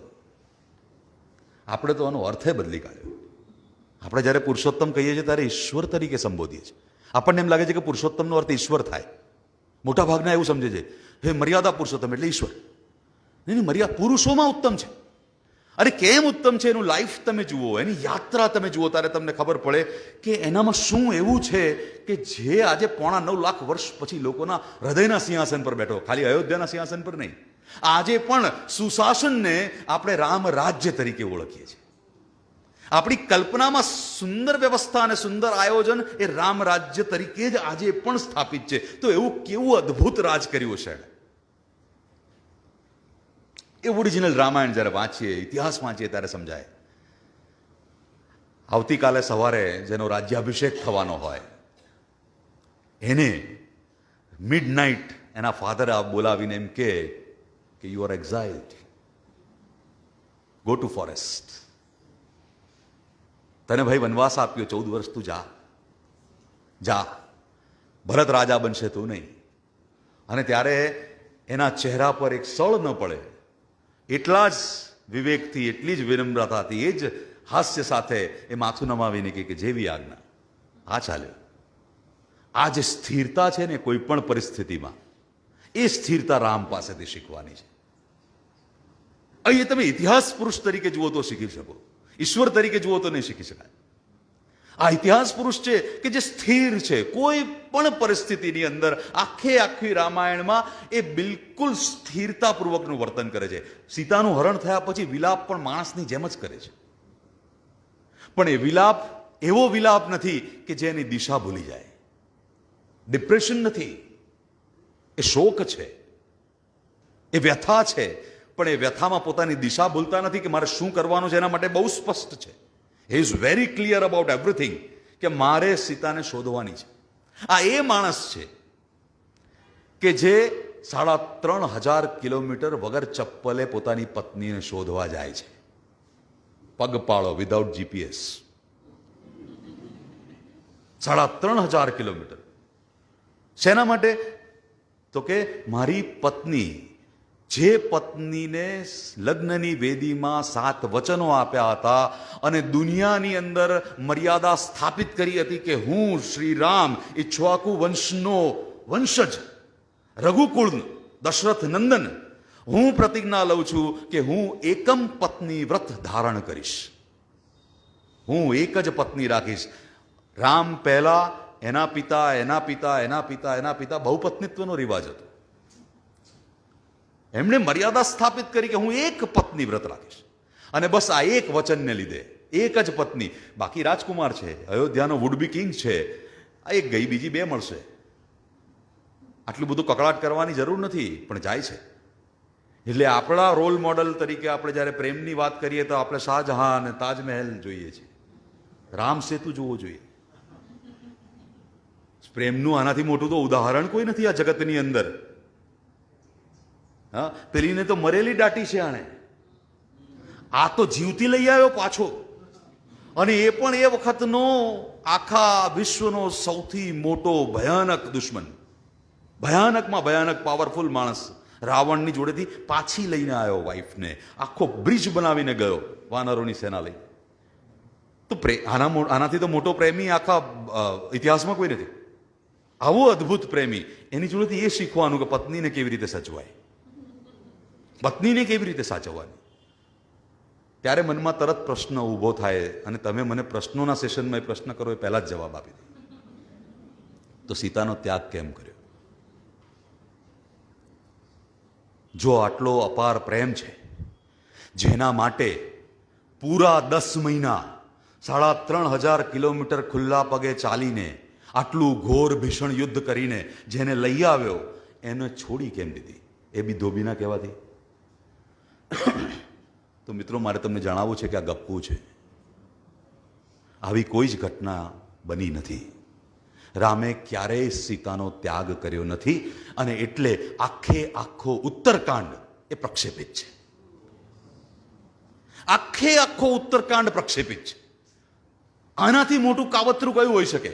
કારણ કે રામ વન્સ અપોન એ ટાઈમ આખા વિશ્વના તમામ લોકોના હૃદય પર બિરાજમાન માણસ, એવો પકડ જમાવેલો રામ, સ્ત્રીઓમાં, પુરુષોમાં, બધામાં. અને એટલે તમારી પર રાજ કરવા આવ્યા. એમને એમ થયું કે આ લોકોને રામથી દૂર કેવી રીતે કરવી, તો 2-3 વસ્તુ એવી ગોઠવી દો કે પ્રજા એનાથી દૂર થવા માંડે. એટલે પહેલો ફટકો માર્યો સીતાનો ત્યાગ. એક સાથે બધી સ્ત્રીઓ કૃષ્ણ તરફ વળી ગઈ. રામ ના જોઈએ, કૃષ્ણ ચાલશે. એ ગેરમાન્યતા છે, એ આપણે કાલે વાત કરીશું. બધા કૃષ્ણ, રામને છોડી દો. આવો પતિ છોડો ચાલે.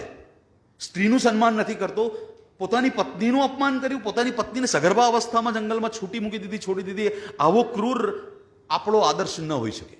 છોડ દો. એક ગપ્પુ ઉત્તરકાંડનું, એણે સમગ્ર સ્ત્રીઓને રામથી વિમુખ કરી. બીજું ગપ્પુ શંભુક વધ. ઉત્તરકાંડની અંદર જ શંભુક વધનું આખું ચેપ્ટર આવે છે.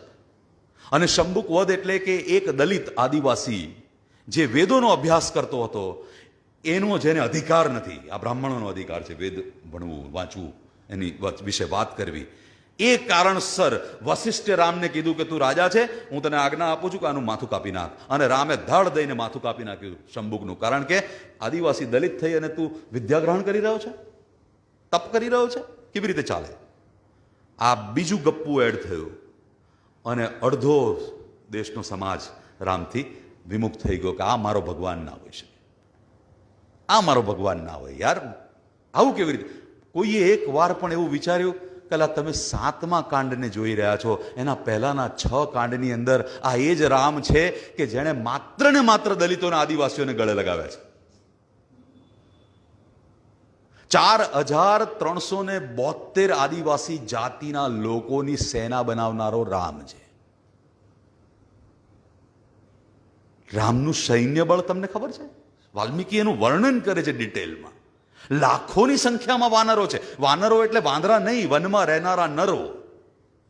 લાખોની સંખ્યામાં આ નરોને ટ્રેન કરાયા છે. એની સેના લઈને ગયો છે. એને સુગ્રીવને ગળે મળાવ્યો છે, ગળે લગાવ્યો, સુગ્રીવને ભાઈબંધ બનાવ્યો. સુગ્રીવ કોણ છે? એ પણ વંચિત જ છે ને. હનુમાન કોણ છે? અને જો આજ ભેદભાવ એને રાખવાનો હતો તો એને બધે રાખ્યો હોત. પહેલો મુદ્દો તો એ કે રામાયણ કાળની અંદર આ જાતિ વ્યવસ્થા હતી જ નહીં. એ આપણા ધર્મગ્રંથોથી જ આપણે સાબિત કરી દઈએ. જાતિ વ્યવસ્થા છે જ નહીં. જાતિ વ્યવસ્થા 1000-1500 વર્ષ જૂની છે. એના પહેલા જાતિની કોઈ વ્યવસ્થા હતી નહીં. આ બ્રાહ્મણ, આ ક્ષત્રિય, આ વૈશ્ય, આ શુદ્ર, આવું ડિમાર્કેશન આ પહેલા હતું જ નહીં. આ બધા વર્ણો છે. વર્ણો એ કર્મને અનુસાર છે. એટલે જે માણસ જે કામ કરે એ એનું વર્ણ થઈ જાય. એટલે હું અધ્યાપનનું કામ કરું છું એટલે બ્રાહ્મણ એ મારો વર્ણ છે, પણ મારું સંતાન એ સુથારી કામ કરે તો શુદ્ર એનો વર્ણ થઈ જાય. અને એનું સંતાન વળી જો આર્મીમાં ભરતી થઈ જાય તો ક્ષત્રિય એનો વર્ણ થઈ જાય. આ વર્ણ વ્યવસ્થા હતી. ત્યારે તો આ વ્યવસ્થા હતી જ નહીં. તો આ ગપ્પુ તમને ખબર પડે છે કે 1000 વર્ષ પહેલા જોડવામાં આવ્યું છે. જ્યારે જાતિ વ્યવસ્થા પ્રબળ બની અને જ્યારે જરૂર પડી કે હવે જાતિઓના નામ પર વહેંચો, ત્યારે આ ગપ્પા નાખવામાં આવ્યા અને શંભુક વધ જેવી કપોળ કલ્પિત કથાઓ રામાયણની સાથે જોડી દેવામાં આવી, જે ઇતિહાસનો ભાગ નથી. આખી રામાયણમાં 7મો કાંડ આખો કાંડ છે. એ કાંડ છે. મૂળ રામાયણ ઇતિહાસ કથા 6 ભાગમાં છે. 6 જ કાંડ છે. એમાં પણ હું બિલકુલ ક્રોનોલોજીમાં આવું, કારણ કે મારે તો ઇતિહાસ તમને કહેવો છે, એટલે પેલી ઘટનાઓને તમારે રિમૂવ કરવાની છે. તો એની ઉપર આવીએ તો તમને ખબર પડશે. પહેલું જ બાલ્યકાંડ અને બાલ્યકાંડના શરૂઆતના જ સર્ગો ગપ્પા એ બધા જ જોડેલા છે. અરે ખીર ખાવાથી કઈ છોકરા થતા હશે.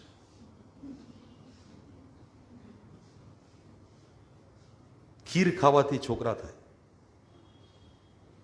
ગપ્પા કેમ? કારણ કે તમને ઢીલા પાડ દેવાના. તમે શ્રદ્ધા અને અંધશ્રદ્ધાની વચ્ચે બહુ જ પાતળી રેખા હોય છે. તમે શ્રદ્ધામાં હો ને તો તમે મજબૂત હો, પણ જેવા તમે અંધશ્રદ્ધામાં હો તમારાથી નબળું ને કાયર કોઈ ના હોય. તમને અંધશ્રદ્ધાના માર્ગે લઈ જવા, તમને ચમત્કારોના માર્ગે લઈ જવા, તમને હવામાં કલ્પનાઓમાં રાસ્તા રાખવા માટે આ કથાઓ જોડી દેવામાં આવી. વાસ્તવની અંદર રામાયણમાં રામની એન્ટ્રી એ 15 વર્ષના છે અને સંપૂર્ણપણે વશિષ્ઠની જોડે તૈયાર થઈને પાછા આવે છે, ત્યાંથી રામાયણ શરૂ થાય છે. તો એની પહેલાના બાલ્યકાંડના સર્ગો એ પ્રક્ષેપિત છે. શરૂઆત જ ત્યાંથી ને પછી તો આપણે ખબર છે કથા. વિશ્વામિત્ર આવીને માંગે છે કે ભાઈ મારા જંગલમાં અમે હોમ હવન યજ્ઞ કરી રહ્યા છે. આ યજ્ઞો એટલે કોઈ ધાર્મિક રિચ્યુઅલ્સ નથી. આ સાયન્ટિફિક શોધો કરવાનું કામ એ વખતના ઋષિ મુનિઓ કરતા હતા. અને એનું જે પ્રયોગો કરી અને જે નવી શોધ થાય એ પ્રજાને અર્પણ કરવાની, રાજાને અર્પણ કરવાની અને રાજાના માધ્યમથી પ્રજામાં જાય, આ એનો ક્રમ રહ્યો છે. એટલે કે અમારી આ પ્રયોગોમાં, આ યજ્ઞોની અંદર ત્યાંના રાક્ષસો વિઘ્ન નાખે. રાક્ષસ એટલે વળી શું? 2 શિંગડા વાળો નહીં, પેલો સિરિયલ વાળો. રાક્ષસ એટલે આતંકવાદી, જે આજે પણ છે. આજે રાક્ષસો છે એ આતંકવાદી, જડ, અભણ, ગમાર, એના વૃત્તિઓથી વશ થયેલો એવો વ્યક્તિ એ રાક્ષસ. અને રાક્ષસો એમાં વિઘ્ન નાખી રહ્યા છે. નથી ઈચ્છતા કે અમે લોકો આ પ્રયોગો કરીએ, આ શોધો કરીએ. એટલે રામને મને આપી દીધું. પેલું કે યાર હમણાં જ આવ્યો છે 15મા વર્ષે પાછો, રહેવા તો દો થોડુંક એને મારી સાથે, મારે તો એને યુવરાજ બનાવવાનો છે અને હવે આ જંગલમાં ક્યાં એને તમે લઈ જશો? હું મારી સેના આપું તો કે નહીં નહીં નહીં, સેના નહીં, રામ જોઈએ, મને રામ જોઈએ. અને વશિષ્ઠે એને જે જ્ઞાન આપ્યું છે એ શાસ્ત્રોનું ને શસ્ત્રોનું છે, પણ પૂરતું નથી. હું જે જ્ઞાન આપીશ એ રામને રામ, શ્રી રામ, મર્યાદા પુરુષોત્તમ રામ બનાવશે. એટલે રામની જરૂર છે. અને એને માંગીને લઈને જાય છે. રામ એમની જોડે જાય છે. રામ 10 વર્ષ એમની સાથે રહે છે. 10 વર્ષ એ જંગલોમાં આદિવાસીઓની સેના બનાવી તાડકા, સુબાહુ, મારીચ જેવા રાક્ષસો, અસંખ્ય રાક્ષસોને ત્યાંથી ભગાડે છે, ખતમ કરે છે. અને પછી ત્યાંથી એમની જર્ની શરૂ થાય છે ટુવર્ડ્સ મિથિલા, જનકપુરી. હવે અહીંથી પ્રક્ષેપો કેવા આવે છે તમે જોજો. જે આપણને ખબર છે કે રામ મિથિલામાં જતા હતા અને બહાર જ ગૌતમ મુનિનો આશ્રમ જોયો અને એમણે જોયું કે આ આશ્રમ કેમ નિર્જન છે, અને કહ્યું કે અહીંયા અહલ્યા નામની એક શિલા છે, પડી છે, પથ્થરો. તો એ કેમ, શું થયું હતું અહલ્યાને, કેમ એ શિલા બની ગઈ? રામ પૂછે છે વિશ્વામિત્રને. એટલે વિશ્વામિત્ર એને જે કથા કહે છે એ કથા જે આપણે જાણીએ છીએ, જે પોપ્યુલર વર્ઝન, જે સાચું નથી તે, એ વર્ઝન એ છે કે ભાઈ એ તો એક દિવસ ગૌતમ ઋષિ સવારે સ્નાન કરવા ગયા અને ગૌતમનો વેશ લઈ અને ઇન્દ્ર આવી ગયા અને પેલી એને ઓળખી ન શકી. એને એમ લાગ્યું કે મારા પતિ પાછા આવ્યા અને ઇન્દ્રએ એની પાસે સમાગમ કરવાની પરવાનગી માંગી. અહલ્યાને એમ કહ્યું કે પતિદેવ કે એટલે આપણે તો સરેન્ડર થવું પડે, હા પાડવી પડે. એટલે એને હા પાડી. અને પછી ઇન્દ્ર એ બધું એનું પરવારીને પાછો જતો હતો અને ગૌતમ સામેથી એને ભટકાયા. બેઉ ગૌતમ સામે આવી ગયા. ઇન્દ્ર ગૌતમના રૂપમાં ને ઇન્દ્ર અને ગૌતમ પોતે. એટલે ઇન્દ્રને કહ્યું કે બોલ, તું મારું રૂપ લઈને કેમ મારા ઘરમાં ઘૂસ્યો હતો, જવાબ આપ. એટલે ઇન્દ્ર તતપપ કરવા લાગ્યો. એટલે એને ઇન્દ્રને શ્રાપ આપ્યો. ઇન્દ્રને શ્રાપ આપ્યો અને પછી અહલ્યાને શ્રાપ આપ્યો કે તું કેવી સતી છે, પતિને નથી ઓળખી શકતી, પતિને નથી ઓળખતી, તું કેવી સતી, જા તને શ્રાપ આપે, તું પથ્થર બની જા, શિલા બની જા. આ શ્રાપ આપણે જાણીએ છીએ. હવે ઓરિજિનલ પર આવીએ કે વાસ્તવમાં શું ઘટના બની છે. પ્રશ્ન પૂછાયો છે રામ દ્વારા જ વિશ્વામિત્રને, અને વિશ્વામિત્ર જે કથા કહે છે, કથા કદાચ આપણને ઝંઝોળી કાઢે એવી કથા છે. તમે સમજવાનો પ્રયત્ન કરજો. વાલ્મીકી રામાયણની તમામ ઘટનાઓ આપણને હલાવી નાખનારી છે, કારણ કે એ આપણી માનસિકતાને તોડે છે, કારણ કે માનસિકતા પેલી જૂની ચાલે, આપણી પ્રક્ષેપિત ચાલી રહી છે. તો અહીંયા વિશ્વામિત્ર જે વાર્તા કહે છે કે ગૌતમ ઋષિની પત્ની અહલ્યા એટલી બધી સુંદર છે કે ઇન્દ્ર એની પર મોહી પડે છે. ઇન્દ્ર તો આમે વુમનાઇઝર છે આપણે કથાઓમાં. તો ઇન્દ્ર માયાજાળ ઊભી કરે છે. માયાજાળ એટલે ભ્રમ ઊભો કરે છે, એક ભ્રમ કે સવાર પડી ગઈ છે એટલે પેલો વહેલો નીકળી જાય. ઘડિયાળ બડિયાળ હતી નહીં આશ્રમમાં, કુકડો બોલે એટલે ખબર પડે કે સવાર પડી ગઈ, તો કુકડો વહેલો બોલ્યો એટલે ગૌતમ ફટાફટ નીકળીને નદી તરફ ચાલ્યા. અને ઇન્દ્ર ગૌતમનું રૂપ લઈને જેવો અંદર ઘરમાં પ્રવેશ કર્યો અને અહલ્યા એને જોઈને જ ઓળખી ગઈ કે આ ગૌતમ નથી. સમજો, અહલ્યા એને જોતાની સાથે જ ઓળખી ગઈ કે આ મારો પતિ નથી. અહલ્યાએ પૂછ્યું, કોણ છે તું? મારા પતિનું રૂપ લીધું છે કેમ? અને ઇન્દ્ર કહે છે કે હું દેવેન્દ્ર, ઇન્દ્ર તારા રૂપથી મોહિત થઈ અને તારી સાથે સમાગમ કરવાની ઈચ્છાથી તારા પતિનું રૂપ લઈને અહીંયા આવ્યો છું. અને પેલી પોરસાય છે. ઓહો, શું વાત છે! ઇન્દ્ર, સાક્ષાત ઇન્દ્ર મને પ્રેમ કરે છે એમ? આવો, વેલકમ. બે કથાઓમાં ભેદ છે. ઇન્દ્રની સાથે એ સમાગમ કરે છે સ્વેચ્છાએ, જાણીને કે આ ઇન્દ્ર છે. અને પછી એ પૂરું થતા એ ઇન્દ્રને કહે છે કે હવે તમે અહીંયાથી પ્રસ્થાન કરો, કારણ કે મારા પતિના આવવાનો સમય થઈ ગયો છે. એ ગમે તે ક્ષણ અહીંયા આવશે, તમે નીકળો. પણ સાચું કહું કે તમે મને બહુ જ આનંદ આપ્યો છે. ઇન્દ્ર કહે છે કે હું પણ તૃપ્ત થયો છું, ફરી મળીશું. ઇન્દ્ર બહાર નીકળે છે અને ગૌતમની સામે એનો મેળાપ થાય છે. ગૌતમ સીધો પ્રશ્ન કરે છે કે કેમ આવ્યો તો? ઇન્દ્ર તતપપ કરે છે. અહલ્યાને પૂછે છે, આ અહીંયા શું કરતો હતો? પેલી માથું નીચું નાખી દે છે, સ્વીકારી લે છે. માથું નીચું નાખવું એટલે સ્વીકારી લેવું કે યસ, આઈ એમ સોરી, મારી ભૂલ થઈ ગઈ, હું ભટકી ગઈ હતી, આઈ એમ સોરી. ઇન્દ્રને શ્રાપ આપ્યો કે જા તારા વૃષણ ખરી પડો. ઇન્દ્ર ત્યાંથી ચાલ્યો ગયો અને આને શ્રાપ આપ્યો કે હું તારો ત્યાગ કરું છું. પથ્થર બની જવાનો શ્રાપ નથી આપ્યો. શ્રાપ શું છે? અહલ્યાને હું તારો ત્યાગ કરું છું કારણ કે તું તારા ધર્મથી ચલિત થઈ છે. અને હવે આને સમજવાનું છે, સમાજ શાસ્ત્રની રીતે સમજવું પડશે આ વાતને, આ ઘટનાને, કે આ માત્ર પતિ પત્ની વચ્ચેની ઘટના નથી, આ કુટુંબ પ્રથાઓ ઉપર અને આખી આપણા એથિક્સ ઉપરનો પ્રહાર છે. અને એટલે તને માફ કરવાનું કામ મારું નથી. પતિ તરીકે મારું તે સમાજનો દ્રોહ કર્યો, સમાજ વ્યવસ્થાનો દ્રોહ છે. આ પાપ તે મારું નથી, મારો દ્રોહ નથી કર્યો, આ સમાજનો દ્રોહ કર્યો છે. અને એટલે માફ કરવાનું કામ રાજાનું છે. આ પ્રશ્ન સામાજિક છે હવે. અને એટલે જ્યાં સુધી રાજા તને ક્ષમા નહીં આપે ત્યાં સુધી હું તારો ત્યાગ કરીશ. હું મારા તમામ શિષ્યોને પુત્રો સહિત અહીંયાથી જાઉં છું. હવે તું એકલી અહીંયા રહીશ, તું એકલી રહીશ, અદ્રશ્ય બનીને રહીશ, કારણ કે તને કોઈ જોઈ જ નહીં શકે, કોઈ હશે તો જોશે. આ શ્રાપ છે. અને વિશ્વામિત્ર કહે છે રામને કે બસ રામ, ત્યારથી અહલ્યા અહીંયા એકલી રહે છે, પેલો કે મારે મળવું છે માતાને. રામ લક્ષ્મણ બંને વિશ્વામિત્રની સાથે ગૌતમ ઋષિના આશ્રમમાં જાય છે. અહલ્યા એને જુએ છે, બેસેલી છે, જઈને તરત જ એના પગમાં પડે છે. આપણે શું કથા સાંભળી છે? પગ અડાડે છે. અને કથા શું છે? આ રામ છે, આ રામનું ચરિત્ર છે.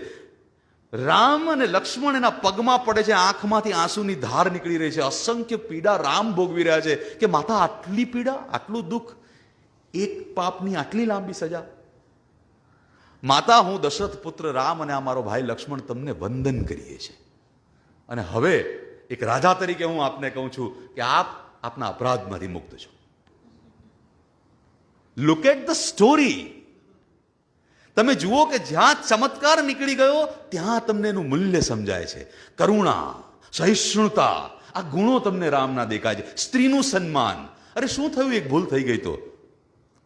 અને એવું તો નહોતું ને કે આપણા વાલ્મીકીએ લખ્યું પછી કોઈને ખબર જ નહોતી, ઢાંકી દીધું. અને તોય આપણે શાસ્ત્રોની અંદર 5 સતીઓનું નામ દઈએ છીએ અને ત્યારે અહલ્યાનું નામ દઈએ છીએ. જુઓ તમે કેટલું વિશાળ હૃદય છે આપણા સમાજનું. અને એને જેને સ્થાપિત કર્યો દાખલો એ શ્રીરામનો, કે હું માતા કે છે, હું તારો સ્વીકાર કરું છું. અને એટલે ગૌતમ એનો સ્વીકાર કરે છે. તો આ પહેલું અને બહુ મોટું પ્રક્ષેપણ હતું કે જે આપણે જોયું.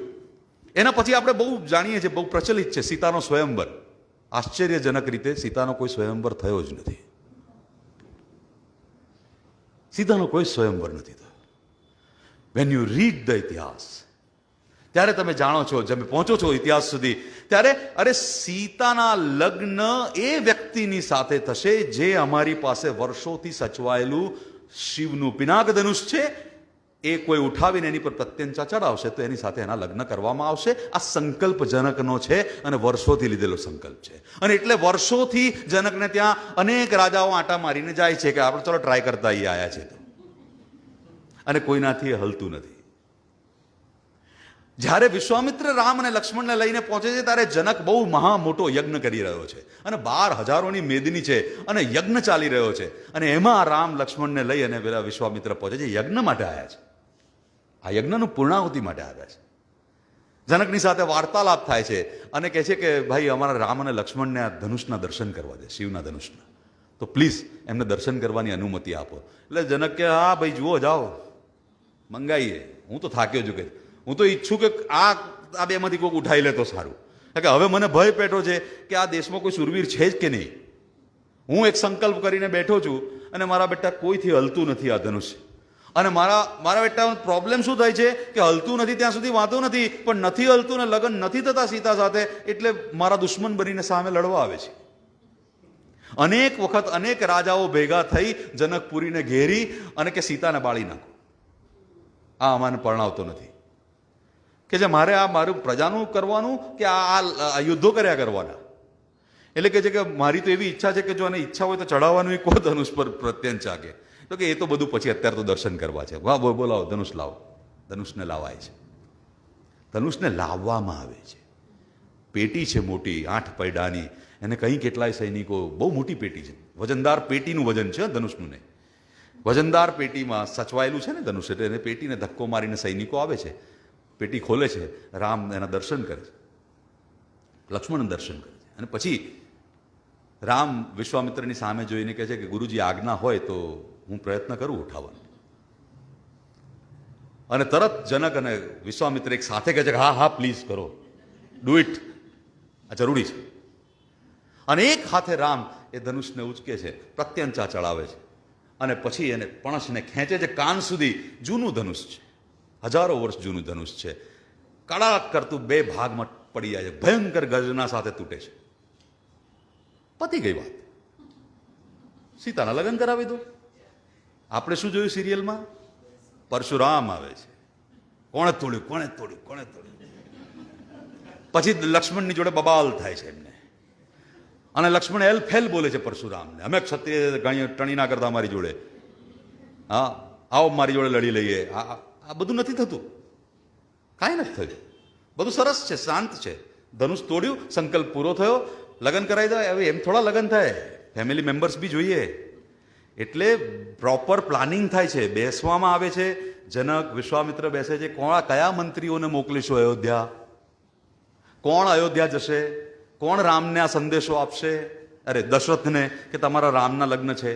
વ્યવસ્થિત ડ્રાફ્ટ કરવામાં આવે છે લેટર, એને લઈ અને 4 મંત્રીઓ જાય છે ત્યાં. દશરથની હવે પહોંચવામાં વારે લાગી છે ને, મિથિલા એટલે છે નેપાળ, અને ત્યાંથી અયોધ્યા, ત્યાં એ લોકોનું પહોંચવું, દશરથને સંદેશો આપવો, દશરથનું જાન લઈ અને પછી જનકપુરી જવું, અને પછી લગ્ન થાય છે રામના સીતા સાથે, લક્ષ્મણના એની બીજી પુત્રી ઉર્મિલા સાથે, અને જનકના ભાઈ હતા કુશધ્વજ, એમની 2 પુત્રીઓ હતી માંડવી અને શ્રુતકીર્તિ, એની સાથે ભરત અને શત્રુઘ્નના લગ્નનું પણ હાથ જોડીને નિવેદન કરવામાં આવે છે, લગ્ન થઈ જાય છે.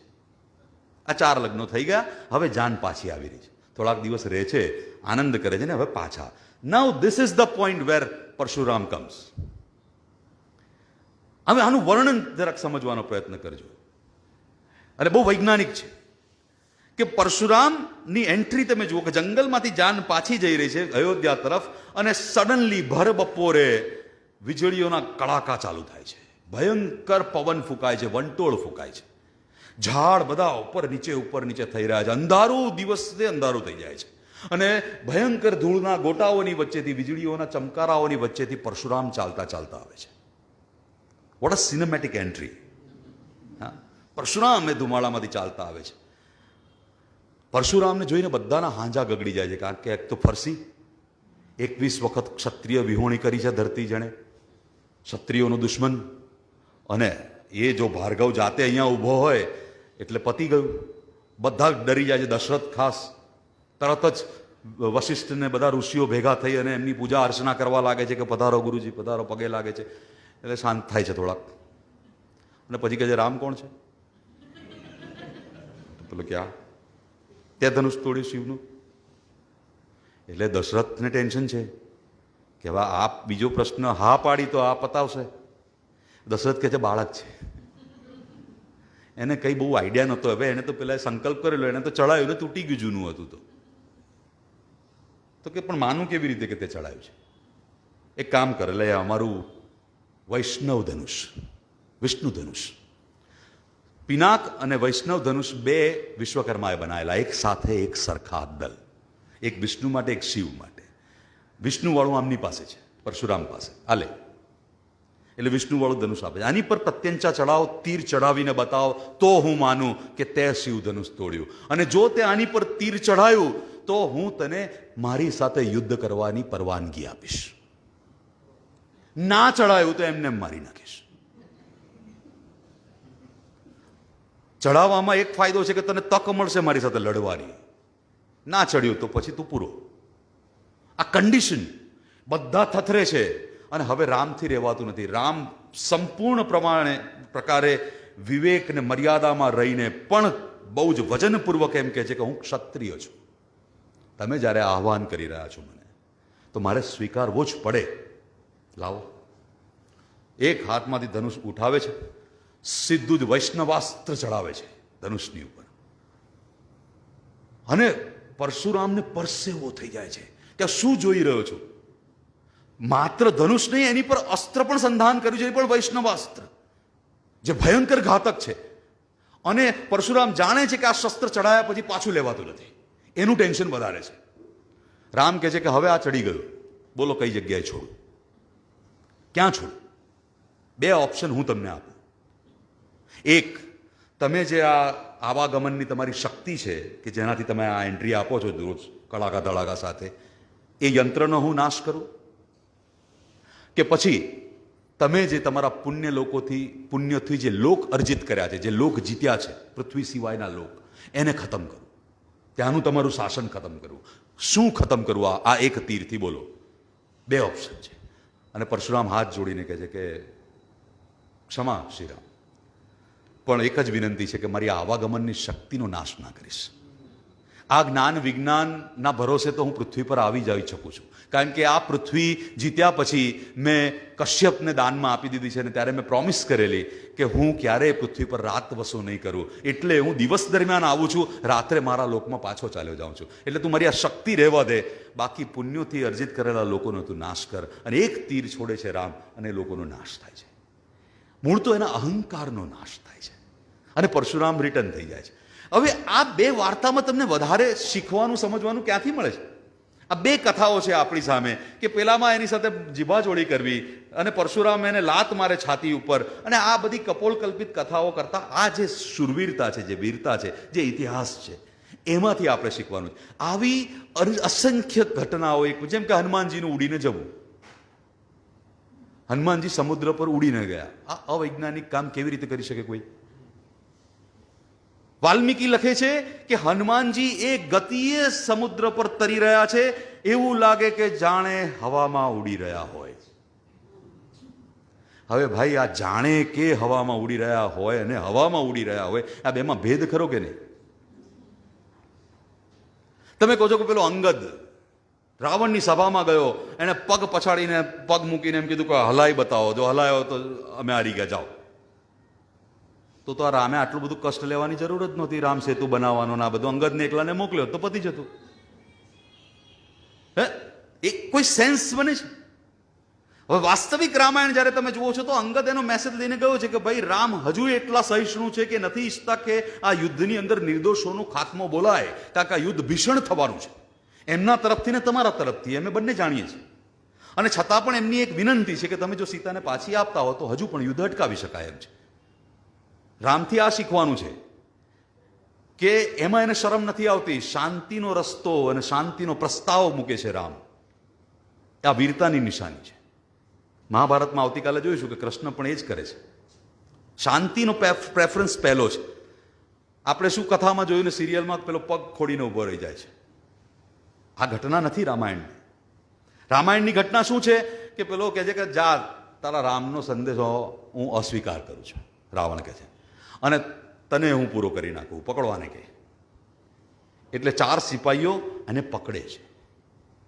હવે સમજો શું થાય છે ઘટના, કે 4 સિપાહીઓ પકડે છે, અંગદ એમનાથી છોડાવે છે પોતાને, કૂદકો મારીને રૂમની બહાર જાય છે, કૂદકો મારીને લોબીમાં જતો રહે છે, લોબીમાંથી સીડી ચડીને ધાબા પર જતો રહે છે, અને ધાબા પરથી પછી એ કૂદકો મારી શબ્દ વાપર્યો છે ઉડીને સમ્રાંગણમાં પહોંચી જાય છે. આજે પણ આપણે લોકો અંગ્રેજીનો ઉપયોગ કરીએ ત્યારે એમ કહે છે કે I fly to Chennai. We use this word. That doesn't mean કે આપણે ઉડતા ઉડતા ગયા છે. વારંવાર આપણે એમ કે હું વિમાનમાં બેસીને ચેન્નઈ ગયો એવું કહીએ છીએ. I fly to Chennai, I fly to Mumbai. Same way અહીંયા આ વાલ્મીકી એ શબ્દનો એ રીતે ઉપયોગ કરે છે કે એ ઉડીને ગયો. હનુમાનજી ઉડીને પેલું સંજીવની બુટ્ટી લેવા ગયા. ઉડીને જવું એટલે શું? ઉડીને એટલે ખરેખર ઉડીને જવું કે કોઈક સાધનનો ઉપયોગ કરીને જવું, વિમાનનો ઉપયોગ કરીને જવું. અને સરપ્રાઇઝિંગલી રામાયણની અંદર 19 પ્રકારના વિમાનોના ઉલ્લેખ છે. આ કોઈ પથ્થરને તીરથી લડાયેલું યુદ્ધ નથી. બોમ્બારિંગ થાય છે, જેટ વિમાનો છે, યુદ્ધના વિમાનો છે, યુદ્ધ પોતો છે, જેનો ઉપયોગ રામાયણની અંદર થયો છે. 19 પ્રકારના વિમાન. સુગ્રીવ પાસે પણ વિમાનો છે. સુગ્રીવ પણ નાનો માણસ નથી, કિષ્કિંધાનો રાજા છે. એ પણ સમૃદ્ધ છે, પણ એ વનમાં રહે છે, વનનો રાજા છે. પણ દેટ ડઝન્ટ મીન એની પાસે નલ અને નીલ જેવા, હનુમાન જેવા જ્ઞાની માણસો છે. હનુમાનને 4 વેદોનો જ્ઞાતા છે. તો આ બધી જે કથાઓ જે જોડવામાં આવી છે એ આવી રીતે જોડવામાં આવી છે, અને એનું ઇન્ટરપ્રિટેશન કાળક્રમે આપણે ખોટું કરતા થઈ ગયા. અને લાસ્ટ, સીતાનો ત્યાગ. એટલે આવી અનેક નાની મોટી ઘટનાઓ છે. હું મારી વાતને અહીંયા અટકાવવા માટે મારે જરૂરી છે, કારણ કે તમારા પ્રશ્નો બી મારે લેવાના છે. પણ આવી અસંખ્ય ઘટનાઓ છે જે પ્રક્ષેપિત છે.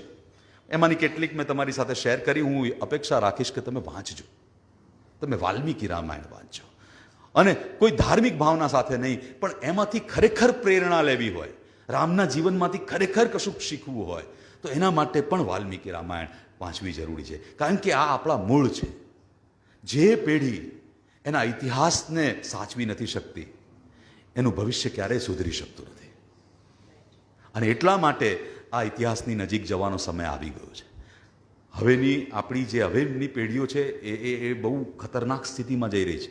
આપણને કદાચ એનો અંદાજો નથી, પણ આજે 6 ઇંચનું ડબલું આવી ગયું છે ને હાથમાં, એને બહુ જ હાનિ પહોંચાડી છે, અને ખરેખર ચિંતાનો વિષય. અને એટલે એ પેઢીને, અને એના આઈડિયલ કોણ છે? Spider-Man, superman, Avengers, Hulk. એને ખબર જ નથી કે આપણી પાસે એનાથી એ મોટા વાસ્તવિક હીરો રહ્યા છે. આપણા ઇતિહાસ પુરુષો એનાથી ઘણા મોટા છે. એને ત્યાં સુધી લઈ જવાની જરૂર છે, અને એના માટે આ ઇતિહાસ આપણી આગામી પેઢી સુધી પહોંચાડવો બહુ જરૂરી છે. સો અહીંયા હું મારી વાણીને વિરામ આપું છું, અને આપના પ્રશ્નો આવકાર્ય છે. Thank you.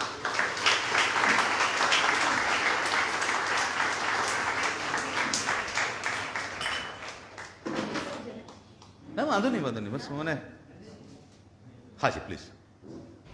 આપણે જે આ રામાયણની વાત કરી કે હવે એડિટેડ થયેલી કહેવાય છે, ઇંગ્લિશમાં છે, એનું ક્યાં મળે છે? Oriental institute, MS university, Vadodara.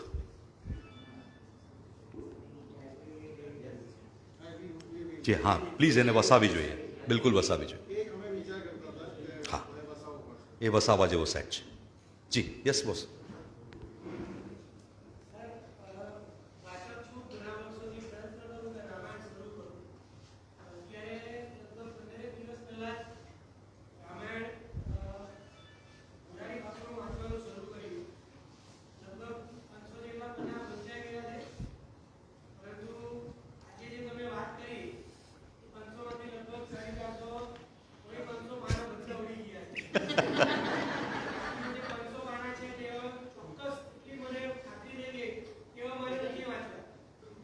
પણ વાલ્મીકી વાંચવી છે એવું નક્કી કરેલું.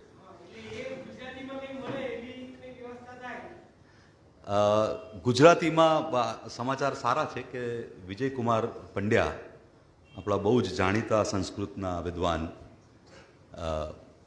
એમણે એનો ગુજરાતી અનુવાદ કર્યો છે અને પ્રેસમાં છે. અને બહુ ઝડપથી એ પાર્શ્વ પ્રકાશનમાંથી એ અનુવાદ આપણી જોડે ઉપલબ્ધ થશે.